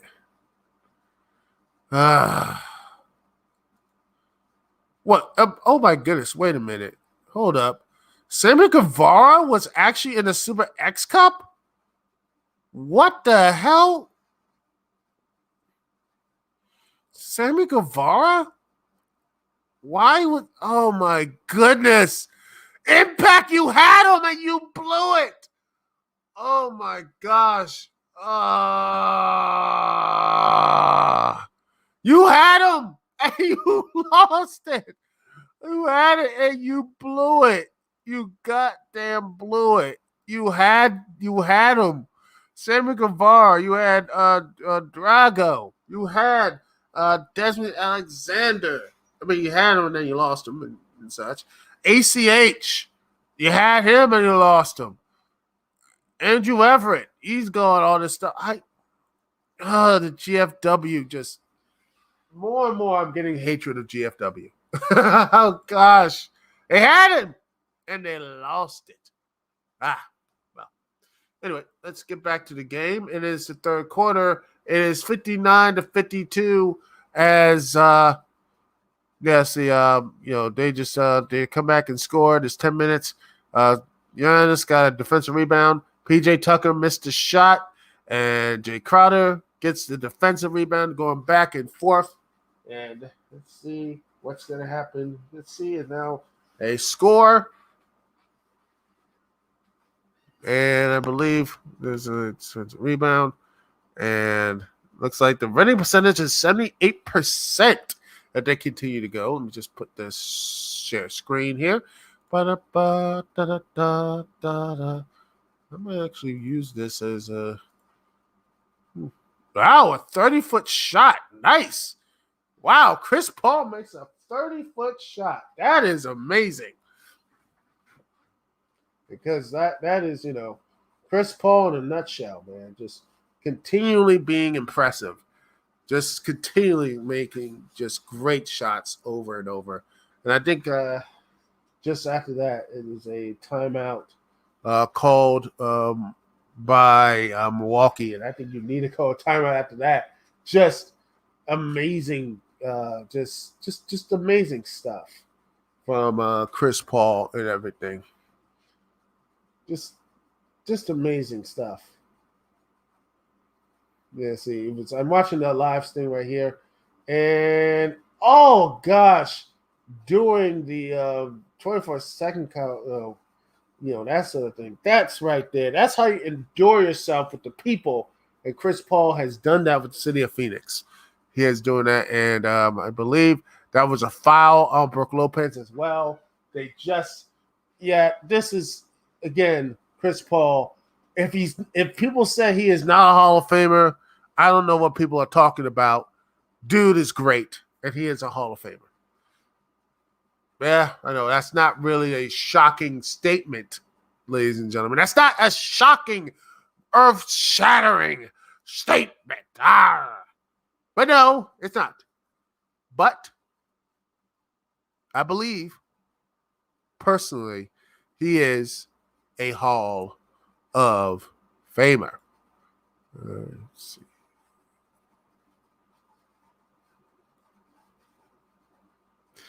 But yeah, my personal opinion. And they just scored another shot there. It is 63-52 And let's see. Oh, looking at the baseball, Philly is up against Chicago, 9-4. Kansas City losing to the Reds 5-1. Devin Booker missed a shot. Ooh. Oh, offensive rebound by DeAndre Ayton. That's what it is. Offensive rebounds, offensive stuff, man. That's what you got to do. And by the way, I'm looking at the TV. So the Western Finals. Oh, ooh, there it is. Chris Paul. I think he might have injured that leg because the way he stepped down. I hope he's okay. I hope he is okay. He's moving around, so that's good. But yeah, I believe that's what thing is. Offensive rebounds.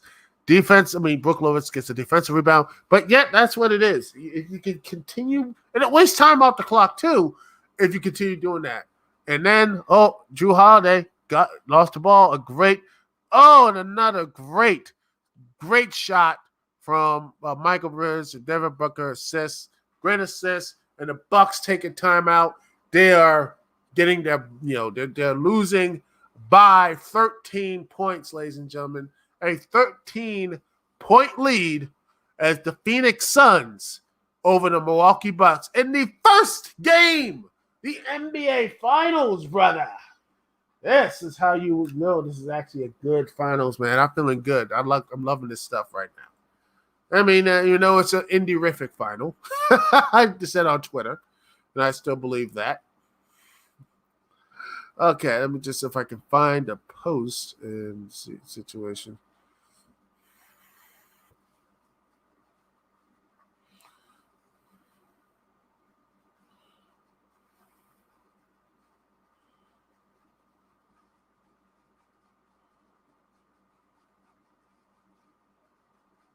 Oh, yeah.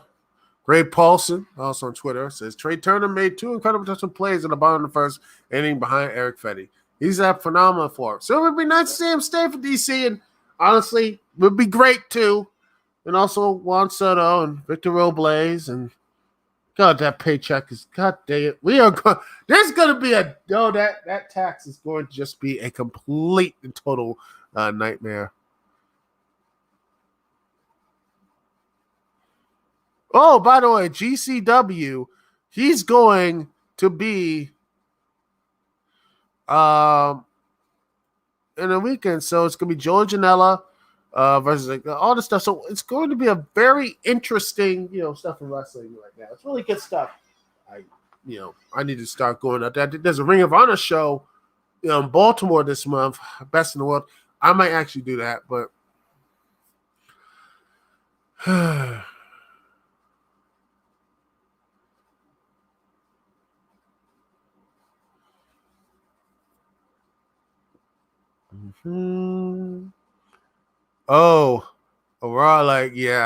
Rodimus Prime says he's feared this. Giannis returning, messing up the Bucks offense. I'm like, how dare that doesn't make any sense. One of your big stars coming back and he's like, we don't need your big star. When the person they signed for a huge contract and one of your main people that basically made you go to the finals in the first place. Yeah, we don't need him anymore. So what? When do you play him? In the third game? In the elimination game? When? Look, I'd rather have that stuff happen now than actually, eventually he is going to come back and play. So, and it is the finals. So what? You're like, well, he's going to mess up the flow of the offense. And then what the flow of the offense still, what if they were down 13 now? They could be down maybe more without Giannis. Because Giannis right now, if you look here, let me see if I can have it. He has 13 points. He's the leading scorer. He's the 13. He has 13 points. He's leading he is leading scorer of the Bucks right now. I don't get it. I don't get it, people.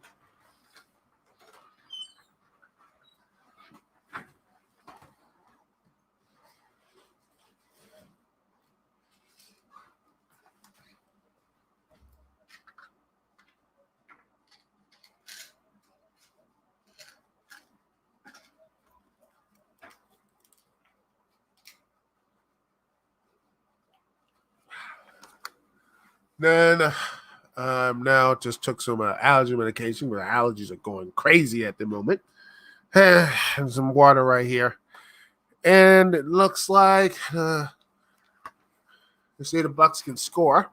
If not, they're gonna be in for a bad time. Oh, they got a foul. So, and he misses a free throw. Oh man, these things hurt. These things, you gotta make these free throws. If you don't, that's why you're down 13. These are 2 points. These are big points. And oh no, 2 and 2. They missed both. This is bad. Those free throws, man. If you don't make them, it's pretty much gay. That's gonna hurt them. And honestly, they lose that game. Those 2 points are important. And then misses that. Drew Holiday, just defensive rebound. Let's see what they can do next. And let's see, looking around, looking at the game tracker right here, and seeing all this stuff here. Okay, go up, and it's getting a little more comfortable. And defensive rebound, and makes the layup. There you go. It's 54-65. There you go. It's the simple shots, man. Make the simple shots. Make the simple things. You know? Let's see. I'm looking at where's the net?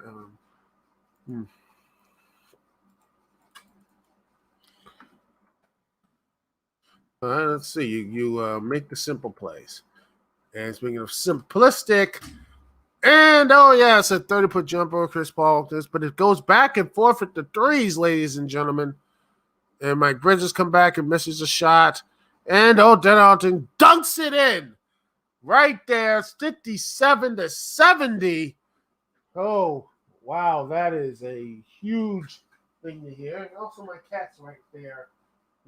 Welcome. Hey, Huey, you want to come in? Huey, come on. You want to be part of the live stream? He's looking at me saying no. So, you don't going to get any, the cat is not on the live stream yet. Don't worry.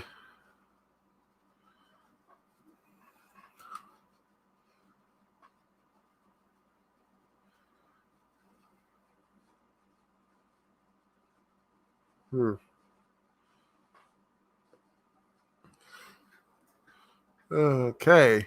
Well, let's see what else.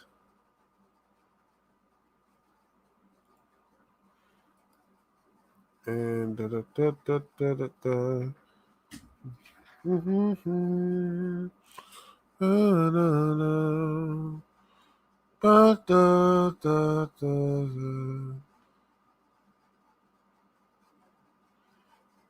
ouch.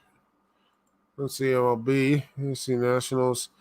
Top 2 outs. And I hope they I want them to win again. It'd be nice.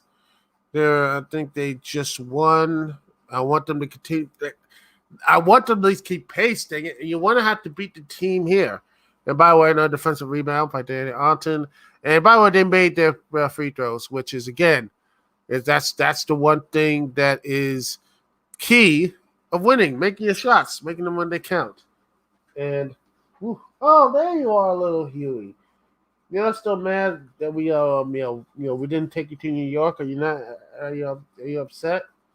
No. Well, all right. Well, let's just say hi to the people on the internet. Set the webcam up. Right. Okay. Say, all right. Let me just set this thing here and start the camera. And there you are. Say hi, Huey. Hi to the world of the internet. What do you think of the game, Huey? You gonna say something? What do you think about the Bucks? They're down by 12. Do you think they can come back? Oh, come here. Come here, little kitty. Little kitty. Come on. You think you got it? You missed a shot. Do you care about the teams? Do you like them? Or do you just want to see more Big teams. You want to see LeBron and everything. You want to see LeBron? You want Braun? Don't worry, they'll put him up in there soon. Yeah. He's not excited. He does not want this. No, look. Oh, there it is. Oh, whoa. That's okay. It's all right. Okay. All right. That's all right. Relax, Huey. Okay. All right. And go. There he is. And he's gone. Well, hopefully you like the cat. My lovable little cat.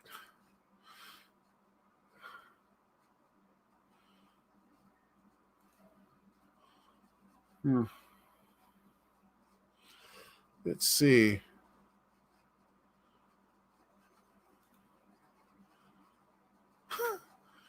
Oh goodness. And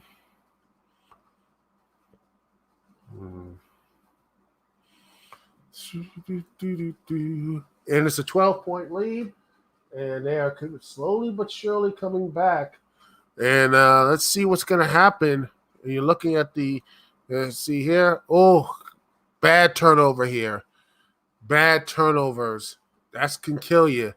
And that's when you look at teams like that. It's the turnovers that always get you. It's the turnovers, ladies and gentlemen. That is what turnovers get you. And meanwhile, right now on the court, Lopez has 17 points. He's one of the high scorers. Booker, Chris Paul is 17, matching him. And let's see what's going to really this. And yeah, Chris Paul has another shot. And the first rebounds. Just I don't know what's going on with the Bucks at this point. Losing by let's see. It's up by 62-76, and losing by oh wow, and another full time out as they're losing by 16 points. But 12, 14. Yeah, it is. I think it's 14 points. So don't worry, ladies and gentlemen. I know math. Gosh, it is 16, and they are looking to be doing well. And the winning percentage is 95.5%.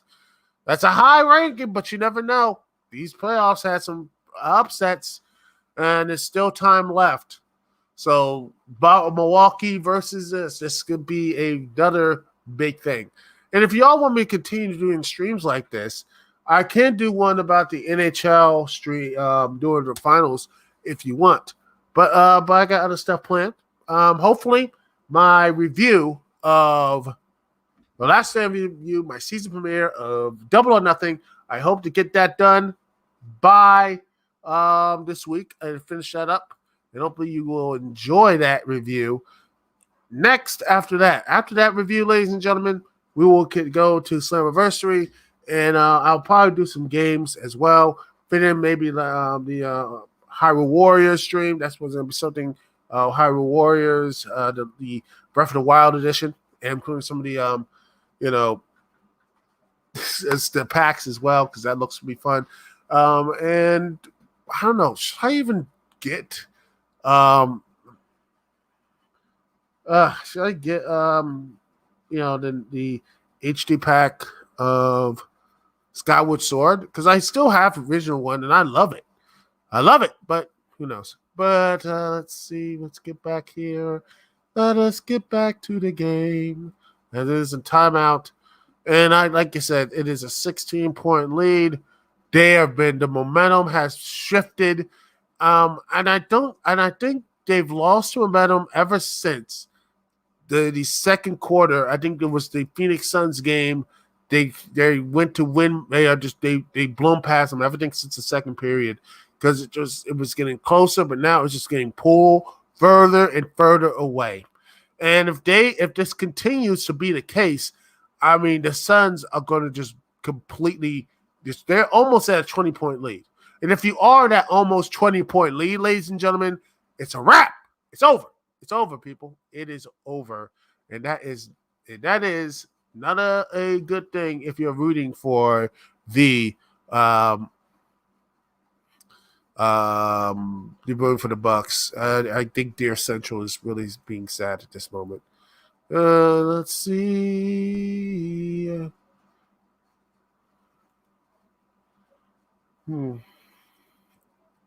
Oh, by the way, hit row, which nice. But I do expect them to basically fail at it. I wouldn't be surprised to get called up to the main roster and then just lose all their momentum. But yeah, you know,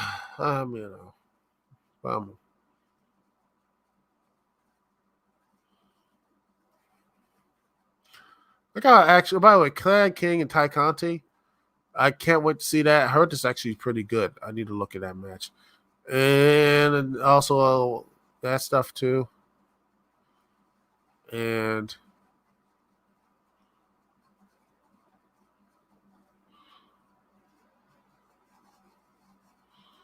let's see.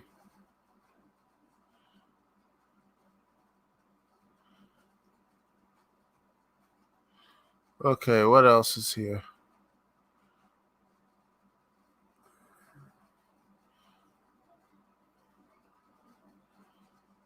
And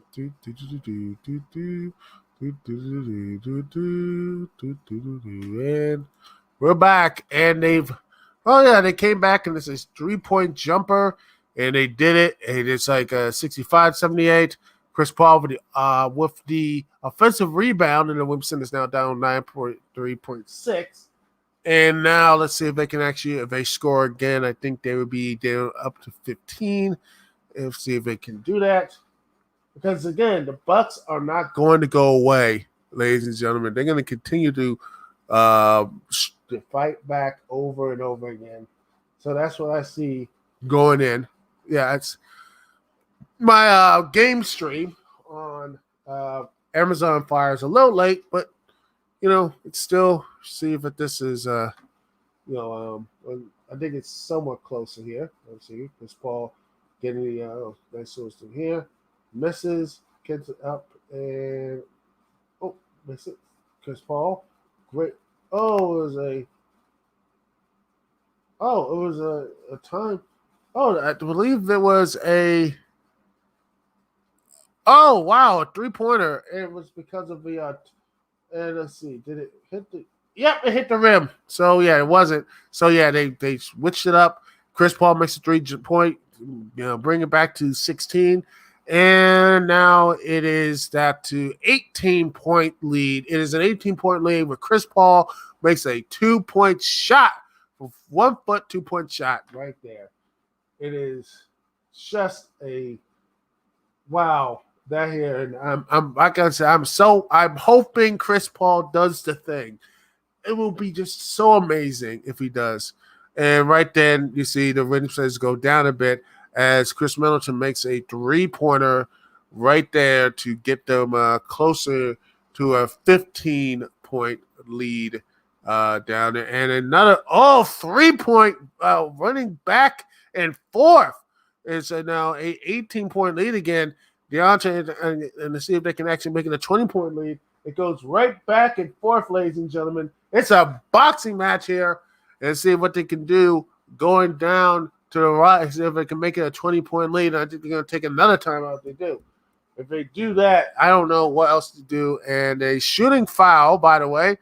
And I believe and it's a shooting foul. But yeah, again, this is just going back and forth. And this is just really entertaining. See if they can actually do the impossible. Bucks coming back. I know, but the improbable, because it has people come back from over 20-point leads happen in postseason this time. So yeah, it's now just continually going back and forth here. I think this is going to be a very great series to come because man, it's really good stuff. Foul and see if they can make the first 2 shots. And if they do, they'll be up by 20. And I think there will be a timeout if they do. I think there might be a timeout regardless because they're down by 18. 19 points now. and see if he had DeAndre Ayton, the hero of game 4, I believe. The hero of game 3. And now he makes 2. It is a 20-point lead, and this is the largest lead of the game. Phoenix Suns have a 98.8 win percentage, and I think there's going to be called a timeout. If not, I will not be surprised. They're going to be like, okay, let's just calm down here because this is not looking good. So I expect there to be a call of timeout, because if they don't call a timeout here, it's going to be there. Chris Paul's just resting. He needs to take a good rest because, hey, they're leading in a huge margin. So I think they're going to take a little break, and he deserves it.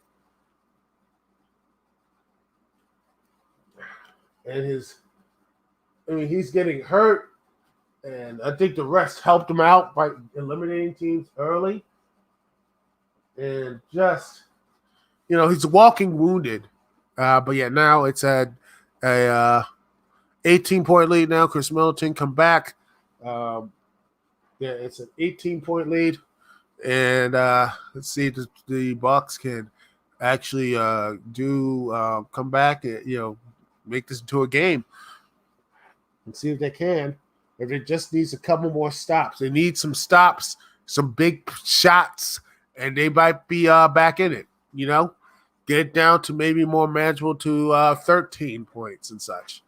That's I think that should be the main goal. And if they don't, it's just going to be a long series. Oh, good defense. Oh, a shooting foul. Devin Booker drew the foul. Good stuff here. And it's now Devin Booker making the first free throw. It is now a 19-point, and it is a 20-point lead. And the win percentage is 98.9%. 98.9. Almost at 90, almost 99. That's a big number. Very big number. And let's see if they're going to do a timeout here, because I think they should. If this is the case, I would call a timeout. And they need to have a real refresher, because, quite honestly, I don't think they're going to, I don't think it's a good thing to have this type of stuff. But, yeah, they get back, and now they score down. Makes a 20-foot jumper. And this is, again, maybe they're looking towards game 2. I mean, hopefully they'll have a better, the consistency. And Deer, oh, boy, they're just they're out of it. Oh man, they're done.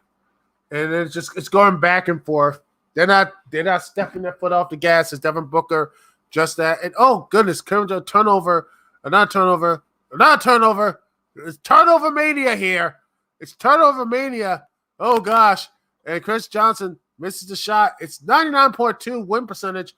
And then the Suns offensive team rebound. And what's going to happen now here? It's just going back and forth. It's back and forth, up and down, left and right. Who knows what's going to happen here, ladies and gentlemen? Who knows what's happening right now? It is, oh, goodness. It is 92-72, and it's just a 20-point lead. It's 73. I don't know how they got to 73. I don't know, something's wrong here. So it's a 19 or 20-point lead. And, good pass. Oh, my goodness. Just a turnover here, turnover there, just losing everything. I don't know what's going on at this point. It's just madness, ladies and gentlemen. Madness. But a big shot there for Chris Middleton. And Devin Booker is going to try to make a big three, and he misses it. A 58-point, and it's the end of the third quarter. 75-92, and it is over 98.5% win percentage going to the Phoenix Suns at the moment. As it is let me check the notes here. A 17-point lead. A 17-point lead for the Phoenix Suns, but they did get a good way to end the quarter here. some momentum going for it. And I always wish that someone actually can make that big shot. And if they did, it'd be really nice. Oh, I don't know. I think he'd let it go anyway. So, but anyway, in the third quarter, the game is Phoenix outscored the Bucks 35 points to 26 in the third quarter right there. In fact, if you look here, you see this right here. The Phoenix Suns never, they never, they outscored the Bucks the entire way here. And honestly, last time it's close, it was the 4-point, and then just continue. And now it just blew up here. And the Suns are showing why they won 51 games this year in 27-9 at home. Just a really hard team to win on the road against this team this year. So yeah, it is looking good. Devin Booker, Booker over, I believe, Devin Booker, 22 points. Let's see, Ayton, 18 points, 16 rebounds, and the most assists right now is Booker with 6 assists. He has 6 and 16. Devin Booker is 6 and 16, 2 rebounds, 6 assists, and 22 points. Good stuff here, really good stuff. Hopefully, Chris Paul can come in. And looking at the game flow and right there, just really good. They are just going great here at this ESPN thing. And the win probability is Phoenix is 78 here. And in the third, it's gone from this to look at this. The win percentage is 98.5 if they continue their stuff here. And just want to see, let's see.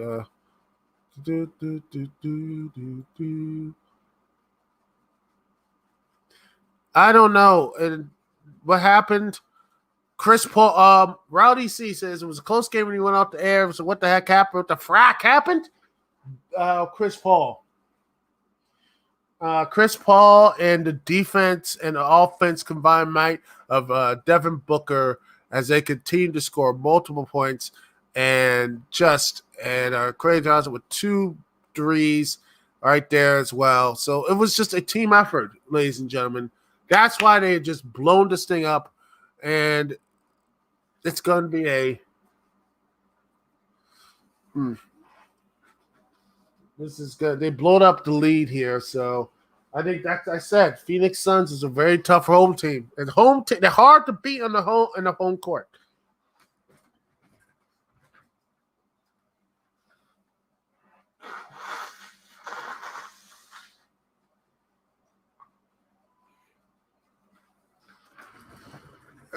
And now, Philadelphia is up 15-4 Chicago, and it's only with the bottom of the 7th. And I won't see El Mago. Is he going to do anything else? So, it is in the fourth quarter right here. It is a personal foul, and it misses 90-foot jumper, and there it is. And there it is. Like I said, the foul. It's a rebound foul. Yeah. 76-92. Let's see if they can actually continue to do.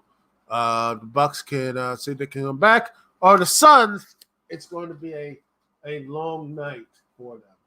A long night. And look at this, by the way. Phoenix have not missed one free throw tonight. They are 19-19 in free throws. And Milwaukee is 2 for 6. And that right there, and Devin Booker right there. Let's see. Missing this, missing a 3-point jumper, yada, yada, yada. But yeah, it's just, again, how the 3-point line gave them 10 points. Without that 10 points, this game would be a lot closer. It is the 19. I mean, that's why they're leading is because they went to the free throw line. And then look at that 3-point right there with 79 points. Cahugan, that prime percentage, makes a 3-point jumper. And they look like they might be coming back a bit. It's 79-92. It is 10 minutes and 51 seconds in the fourth quarter. Let's see if some Milwaukee magic can happen. Here's hoping it can make the game more interesting. Yeah, let's see. It's a little bit late. My team's getting a little bit. Yeah. All right, and Jay Crowder enters the game for Deontay Aton. See, the rim percentage is down from 98.9 to 95.2. Let's see what's going to happen. And Chris Middleton misses a big shot. Kevin Johnson with a big defensive rebound. And let's see what else happens here. And back and forth. This is going back and forth, ladies and gentlemen. What a good back and forth game. And Carmen Payne makes a nice shot, a shot and a foul. So it's 94 to 94, 79. See if they can make this into a 3-point play. And if not, looks like it's going to be again, making free throws, fouling, getting to the shot. That's what the Phoenix Suns have been doing this entire game. Getting to the free throw line, making their shots. And it's just they just haven't executed. And that's the problem with Milwaukee. Gosh. Let's see.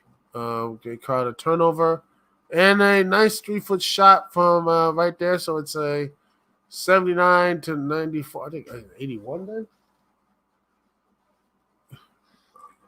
Said it makes a 3-foot shot. So it's 81-94. Maybe there's a foul too. So I haven't seen someone. Oh, it's Chris Middleton makes the layup. It's 81-94. And they're chopping that lead down a bit. It's only 13. There he goes. 13-point lead, ladies and gentlemen. They're coming back. And oh boy, a shooting foul. Oh, that's not good for the Milwaukee. They don't need that. They were doing so well. They got down to 13 points.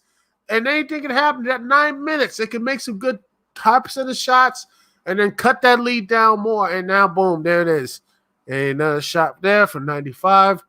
Cameron Johnson makes another free throw. They're 20 for 20 at this point. Just making free throw shots. They haven't missed one yet. And that's going to really – and it's 21 for 21. Perfection on the free throw line right now for the Phoenix Suns as they are just leading. They're just there, got the lead from 13 to 15. And the representatives is 97.7. And see how this stuff is and see if they can finish off this game. And I don't know what you tell,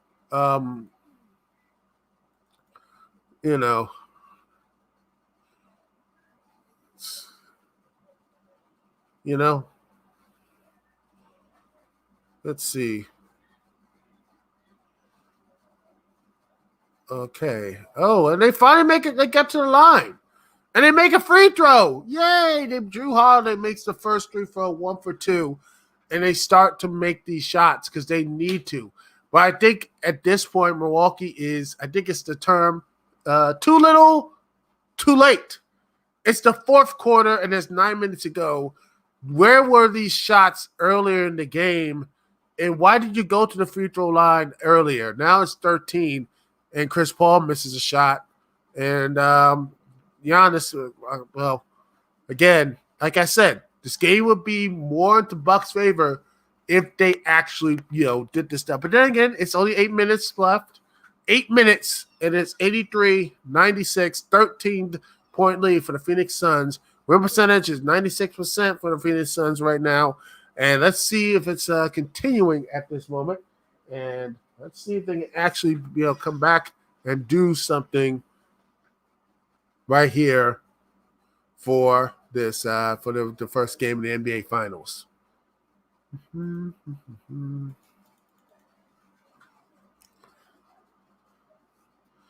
And let's see. Even does great in escape rooms. It's nice.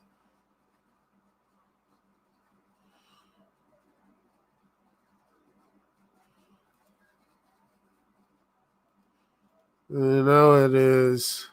Oh, Torrey Craig got the suing foul right there. Maybe they can. Hey, he made a first throw. That's nice. So the counting stuff is not working. It just helps him motivate him. Now it is a 12-point thing lead. Now let's see if he can make it to 11. Giannis can see if he can do it. Yes, he can do it. Make it into 11 point. Make this into a 11-point lead. There it is. It is 11-point game. The Milwaukee Bucks are climbing, crawling to the and getting closer to that Suns. They're getting closer to the Suns, and now it's back to a 15-point lead as Cameron Payne makes a nice 3-foot shot in the paint. And they go right here, go right back and forth. Drew Holiday makes a nice 2-point shot there. It is 87-98. It is getting closer and closer. They need stops at this point, ladies and gentlemen. And Cameron Payne with a big 3-pointer. And that, wow, really puts that thing right here, ladies and gentlemen. Puts a huge dent in there. And then Chris Paul comes back with 89-81. Cameron Payne tries his non-3-pointer, misses it. And Giannis, got a little too greedy. You got a little too greedy right there. Let's see if they can come back a bit. It is now, 89-81. Let's see if they can do it. And, oh, snap. It is 92. It is a 9-point game as Brian Forrest makes a 26-foot 3-pointer, and the Suns are taking a timeout. 7:46 in the fourth quarter. Milwaukee Bucks are climbing back to see if the Suns can actually do the thing. Let's see if the Suns can actually come back and actually do the stuff here, because they're just continuously pushing and calling and pushing and pushing and pushing. No, doesn't fit here. This is actually more exciting than that whole monster truck, which I seen in full, which was pointless and a true missing out of funds. And you can really say that's like, you could call that a cinematic match, which, gosh, the early part of the cinematic matches were terrible. Oh gosh, that's just some, at least they didn't put that in the Firefly Funhouse match for John Cena. Ooh, imagine that, putting that monstrosity there. Oh, I wonder, but they do own the right. Could they do it again? I don't know. I'm gonna ask y'all, could they do it? Could they? And would y'all want to see that? Would you want to see a monster truck, sumo monster truck round 2 with you have Drew McIntyre versus Bobby Lashley or whatever, and just have to just both doing, and they keep pushing and pushing and pushing and pushing and pushing the trucks back and forth, and it's all over. They're not keeping store. It just keeps going along until Drew ducks Bobby Lashley over the building and is declared dead. That would be like, oh snap. And then he comes back with no explanation whatsoever, saying he's just fine. Oh, that is hilarious. I love it.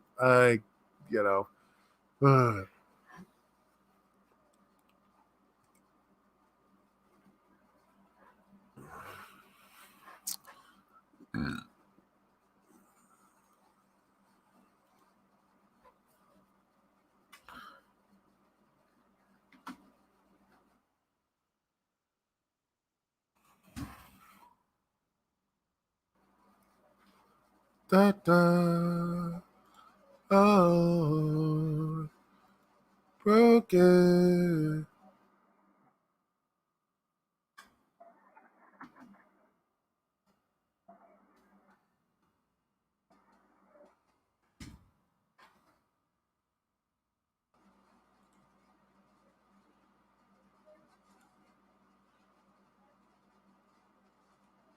Da, da, da, da. But yeah, that's how you By the way, Sing is coming back, and I hope it is. I hope I haven't seen the first one, but I heard it's actually decent. So I don't know. I don't know if I'm gonna watch it or not.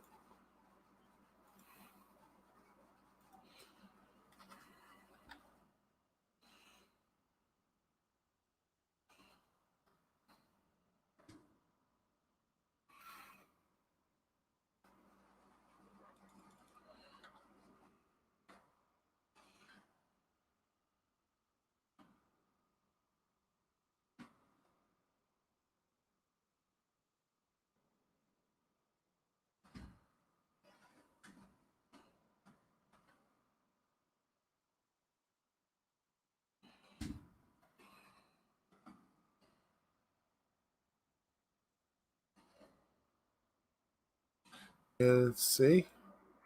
And boom, with a nice offensive rebound, as I believe Giannis actually makes the shot. So it's 94-101. Man, it's 11 point. Now it's down. It's getting down there. They're wearing them down. Bucks are wearing them down, folks. They're wearing them down. Let's see. It's 94-101. And oh, snap.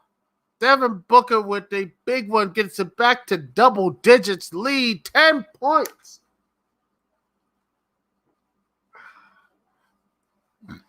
Wow, it is. In a bad pass, Deonton steals. Devin Booker misses a 3-point jumper. And Drew Holiday, see if they can get back to single digits. And this is, again, just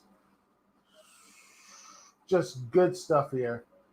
Right there. Again, the game going back in. Oh, Chris Paul steals the ball, and then there's a foul. Chris Middleton. We'll see. Personal foul. I think that's his. I think that's his first personal foul. Now I'm looking at the stream. It's just they got that whole shot there. They missed that. Getting a little late. But you know what? Don't mind that. Good block. And see what the previous play. It was wide open too. So I thought I was going to make it. But you know what? Hey, they got the ball back in the win percentage is 94. Ooh, it went down. Oh dear. Oh, the only movie you're going to see is Black Widow up here. Well, I might see that. If there's, again, I might see it early if things go according to plan. But plans can change, plans change. So, yeah.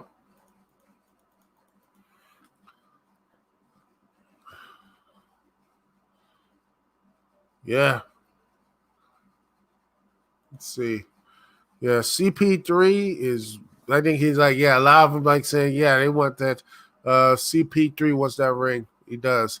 No, I think DeAndre Anton wants that ring.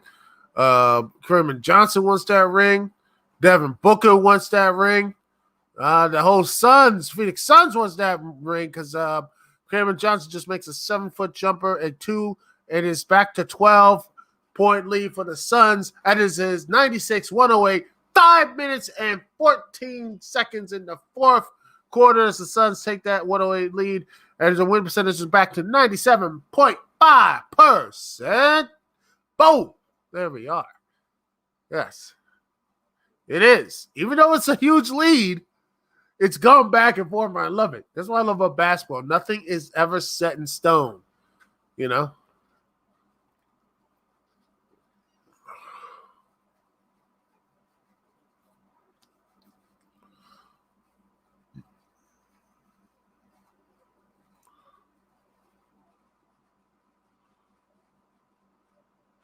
And Soto got out. So let's see. This is Nationals. Both guys are just the guy win the big games, and I know they will. Have to be positive. Gotta be positive. Just man, they're good. On Twitter is Seth Draken, cool dude. He says on the NBA Finals, I would love to see the Suns win. I mean, in '93, I was a huge Charles Barkley fan and was so disappointed when the Bulls won. I would love to see the Suns get something. Yeah, that's true. That's like he likes that stuff. So.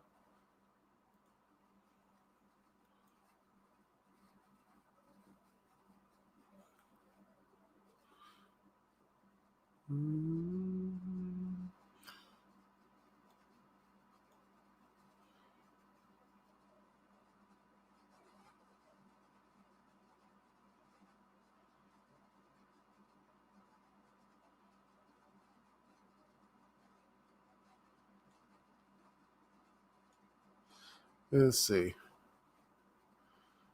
Yeah, it is. And back to the game. And the Bucks are still in their timeout.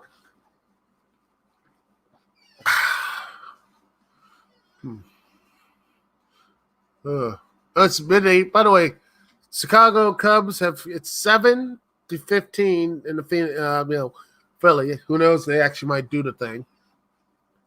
New York Yankees are winning against Seattle 6-0. Here's hoping they actually do win a championship sometime soon. That team, Seattle Seahawks, the Seahawks, they already won. Seattle Mariners deserve a championship. I mean, they've been through too much. And anyway, nice. There you go. Good play. Get out in the third. That was beautiful. Back forth. It's a 0-0 game, by the way. And bottom and fourth, though. Padres are really damn good. Let's see if the Nationals can do something.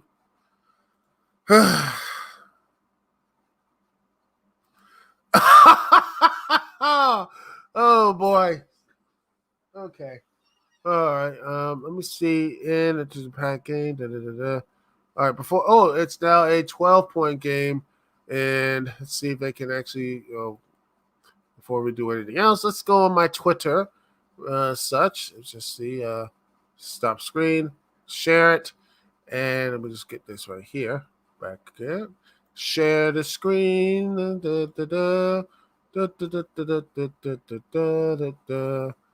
Oh, this right here. I love this tweet. Just cop. Oh, man. That is me, by the way. That book is doing all this stuff, man. I don't know why y'all getting mean on him. Oh, man. Oh, gosh. I got to put this thing here. See, the Suns path to easy finals hospital ring. Now they call it the hospital ring. Oh, my gosh. Every NBA player that they played got hurt. Kawhi, AD, LeBron, Murray, Zubac, Kuzma. Short season. Not a real NBA franchise. Suns locked out. Recompetition. This year, in fact, does not count, and it's a scrimmage NBA postseason. Wow. Oh, the cope is real, ladies and gentlemen. The cope is real. Gosh, the cope. It is, speaking of this, the Bucks, man, they come back here. It's just a 90 back point. It's going back and forth, ladies and gentlemen. It's going back, but the cope is real. The coping is real, and it's only game one. It's game one, and the cope is real. Oh, gosh, and now we look back and see 3 minutes, 36 seconds left in the fourth quarter. Chris Paul makes an 8-foot shot. It is 112, 99 to Milwaukee Bucks. By the way, gosh, I haven't listened to them in a while. No, I can't do that. That was stuff like this. Y'all just, the cope is real at this point. Y'all, the cope is real. Seriously, not a real NBA franchise. Oh my gosh.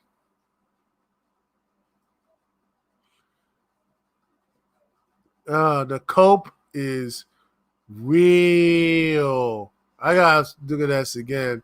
Where is that quote here? Because I gotta see that again. This cope. Oh gosh.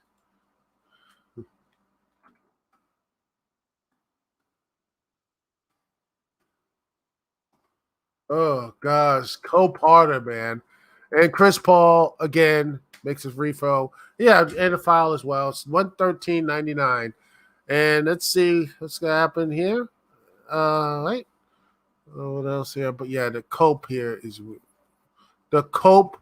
real, people. It's so real.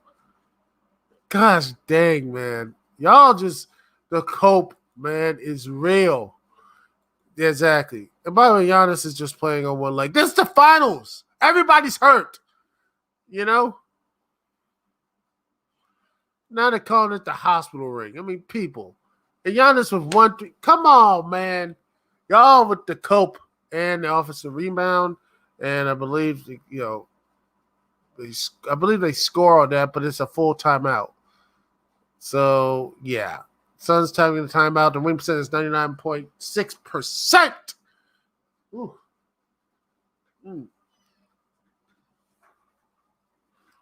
Was that my cat? I heard a meow.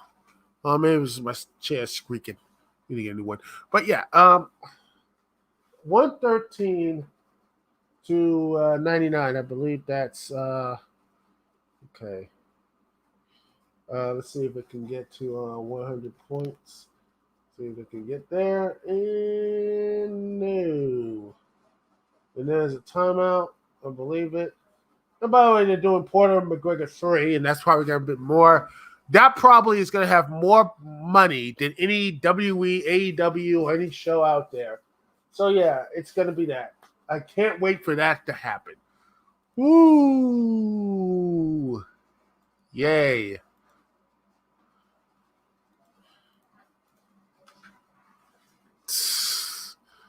Oh, by the way, the chase out block.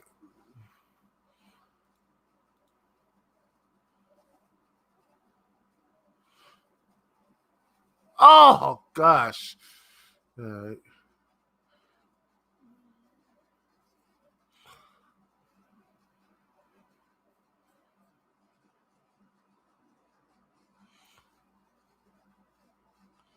Okay. All right, let's see if they can come back, though. Oh,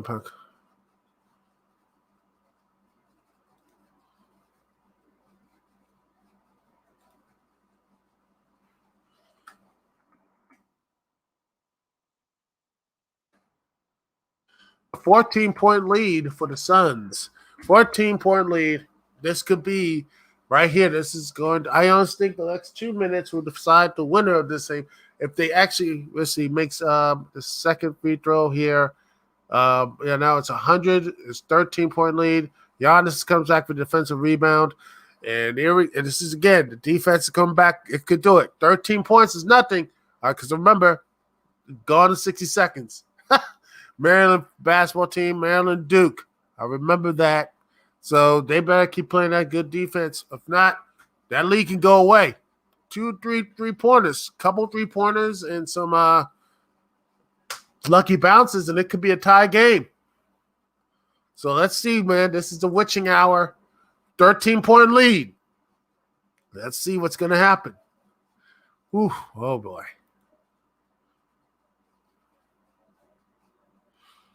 And some good stuff. And let's see. And the Padres have 3 runs. Joy! Bottom of the 4th. I just. I know, but I'm rooting for them. Come on. I just want the Nets to win everything, man. And again, regular season. Come on. I need them to start getting that July run. I want them to start winning. Get that big wins, baby. All right. Let's see.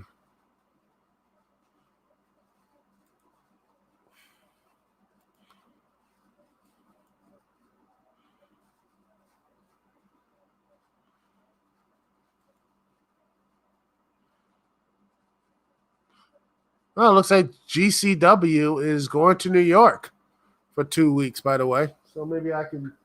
What's it? 23rd, 24th. And that's before AEW show. Maybe I can make some stuff there.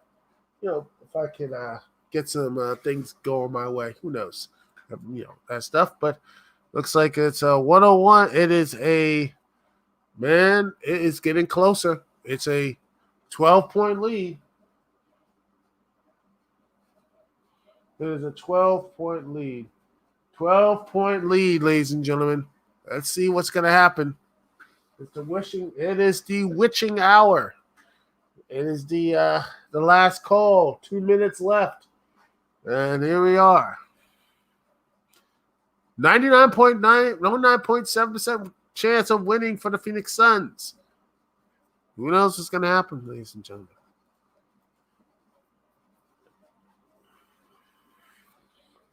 Up. Oh, good pass. And, wide open. No. Let's see. I'm a little bit far behind. But, yeah, it is just got a shooting foul. That's not good. And it looks like a 99.9 chance of winning, as I believe this is going to be the dagger of the game right here. This is going to be the dagger as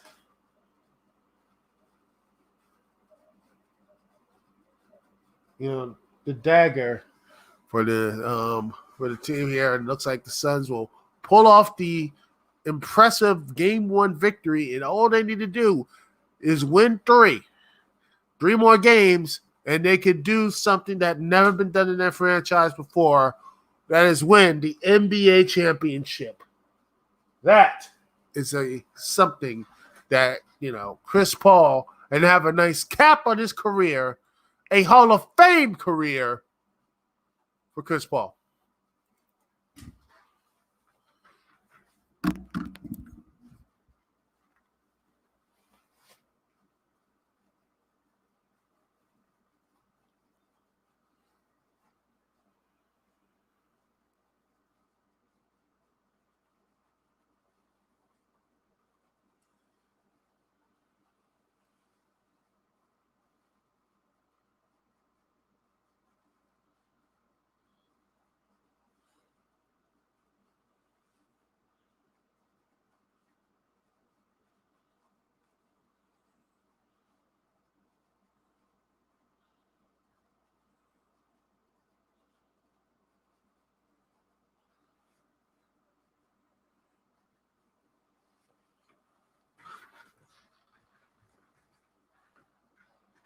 All right.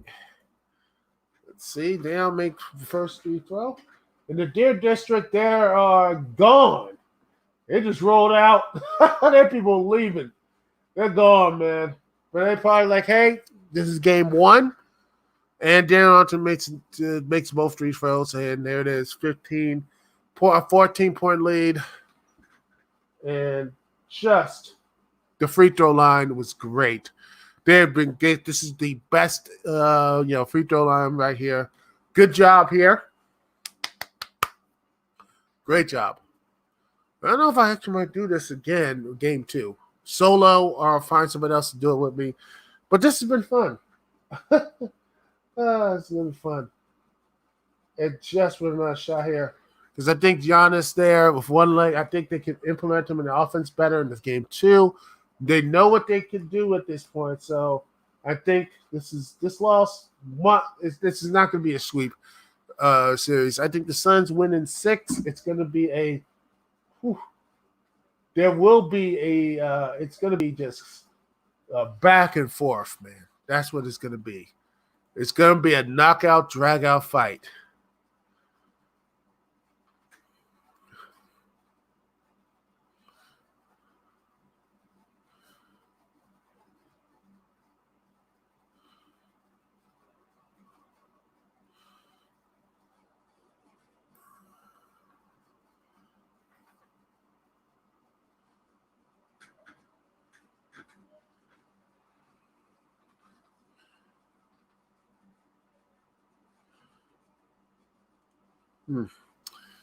And there it is, another free throw, just missing them. Again, the free throw shooting of this team. And they make the second one, which is nice, but that's going to be the story and the headline of this game. The best opportunities getting to the free throw line and the missed opportunities here. And the end, and there's a back and forth shots here. Just at this point, this game's over. It's 1 minute left, 4 seconds. The Suns have a 15-point lead. They have not, even when it came close, they have not relinquished the lead since the first half. They held on to the lead, and they have not let that go ever since. It has been the Suns' game, the entire thing. They have read out everything. Their plan went to perfection. Perfection, ladies and gentlemen. What a perfection. A great performance by not only Chris Paul, but Ayton, Booker, Bridges, Jeff Carter did some good stuff. 9 rebounds, by the way, for him. So that's a pretty good game. And he got, 9, like I said, 9 rebounds, 9. Gosh, that is, oh gosh, what is wrong with me? 2 rebounds. No, we got no points, but 2 personal fouls. Let's see, 14 points of Bridges, Booker 27, Paul 32 points after a rough start, and 12 for 19, 4 for 7 to 3-point line, 9 assists and 3 rebounds, and he's got 32 points. The Ayton has 19 rebounds, 22 points, no assist. Devin Booker, 6 assists, 2 rebounds, and no assists, 19 rebounds and 22 points. And oh wow, a rare miss for tonight for the Phoenix Suns as they missed the free throw. It's 105, but it's 23.1 seconds. It is done, ladies and gentlemen.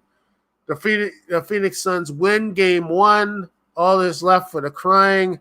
And there it is, Chris Paul with another rebound, 4th rebound of the game. It is over. The Phoenix Suns win and defend their home court for now as they succeed in winning game 1, 118 to 105.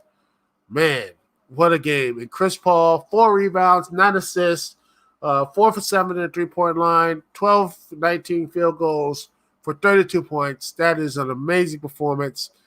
That is, that's Chris Paul in a nutshell, helping his team out as well with the 9 assists. Darius Anton, 19 points, 22 points and 19 rebounds, 8 for 10 at the field goal line. Devin Booker, 2 rebounds, 6 assists, 27 points, 1 for 8 for the 3-point line, and 8 and 21 field goal percentage. But you can't shoot it up. But yeah, this was a very good game for the Phoenix Suns. Everyone got a chance to do something, and honestly, Anton with the 19 rebounds, just great stuff there. Good defense performance and 22 points as well. So yeah, and the foul troubles keep very minimum as well. We wanted no one there actually got like more than 4 fouls. Let me just see if it actually did. How many fouls did the Suns have? Let me just look here. Wow, only 3 fouls on that team. And the most fouls was going to the Milwaukee Bucks for that as well. So this was a really good game for the Suns. Not good for the Bucks though. And yeah, that is it, ladies and gentlemen. So many shows, you can't go half of those shows. I know, man, it's crazy. But anyway, that's it for the show, ladies and gentlemen. Thank you so much for watching. Thanks so much for being here. Thank you so much for joining me and Rowdy C. And thanks so much for just listening to me ramble on the NBA Finals. I'm going to probably do more of these, and hopefully stay tuned for the Dixie Lounge hopefully next week. And not only that, but last year standing, hopefully by this weekend. Anyway, thanks so much for watching. This is Dukect T. Peace and love. I will see y'all when I see y'all later.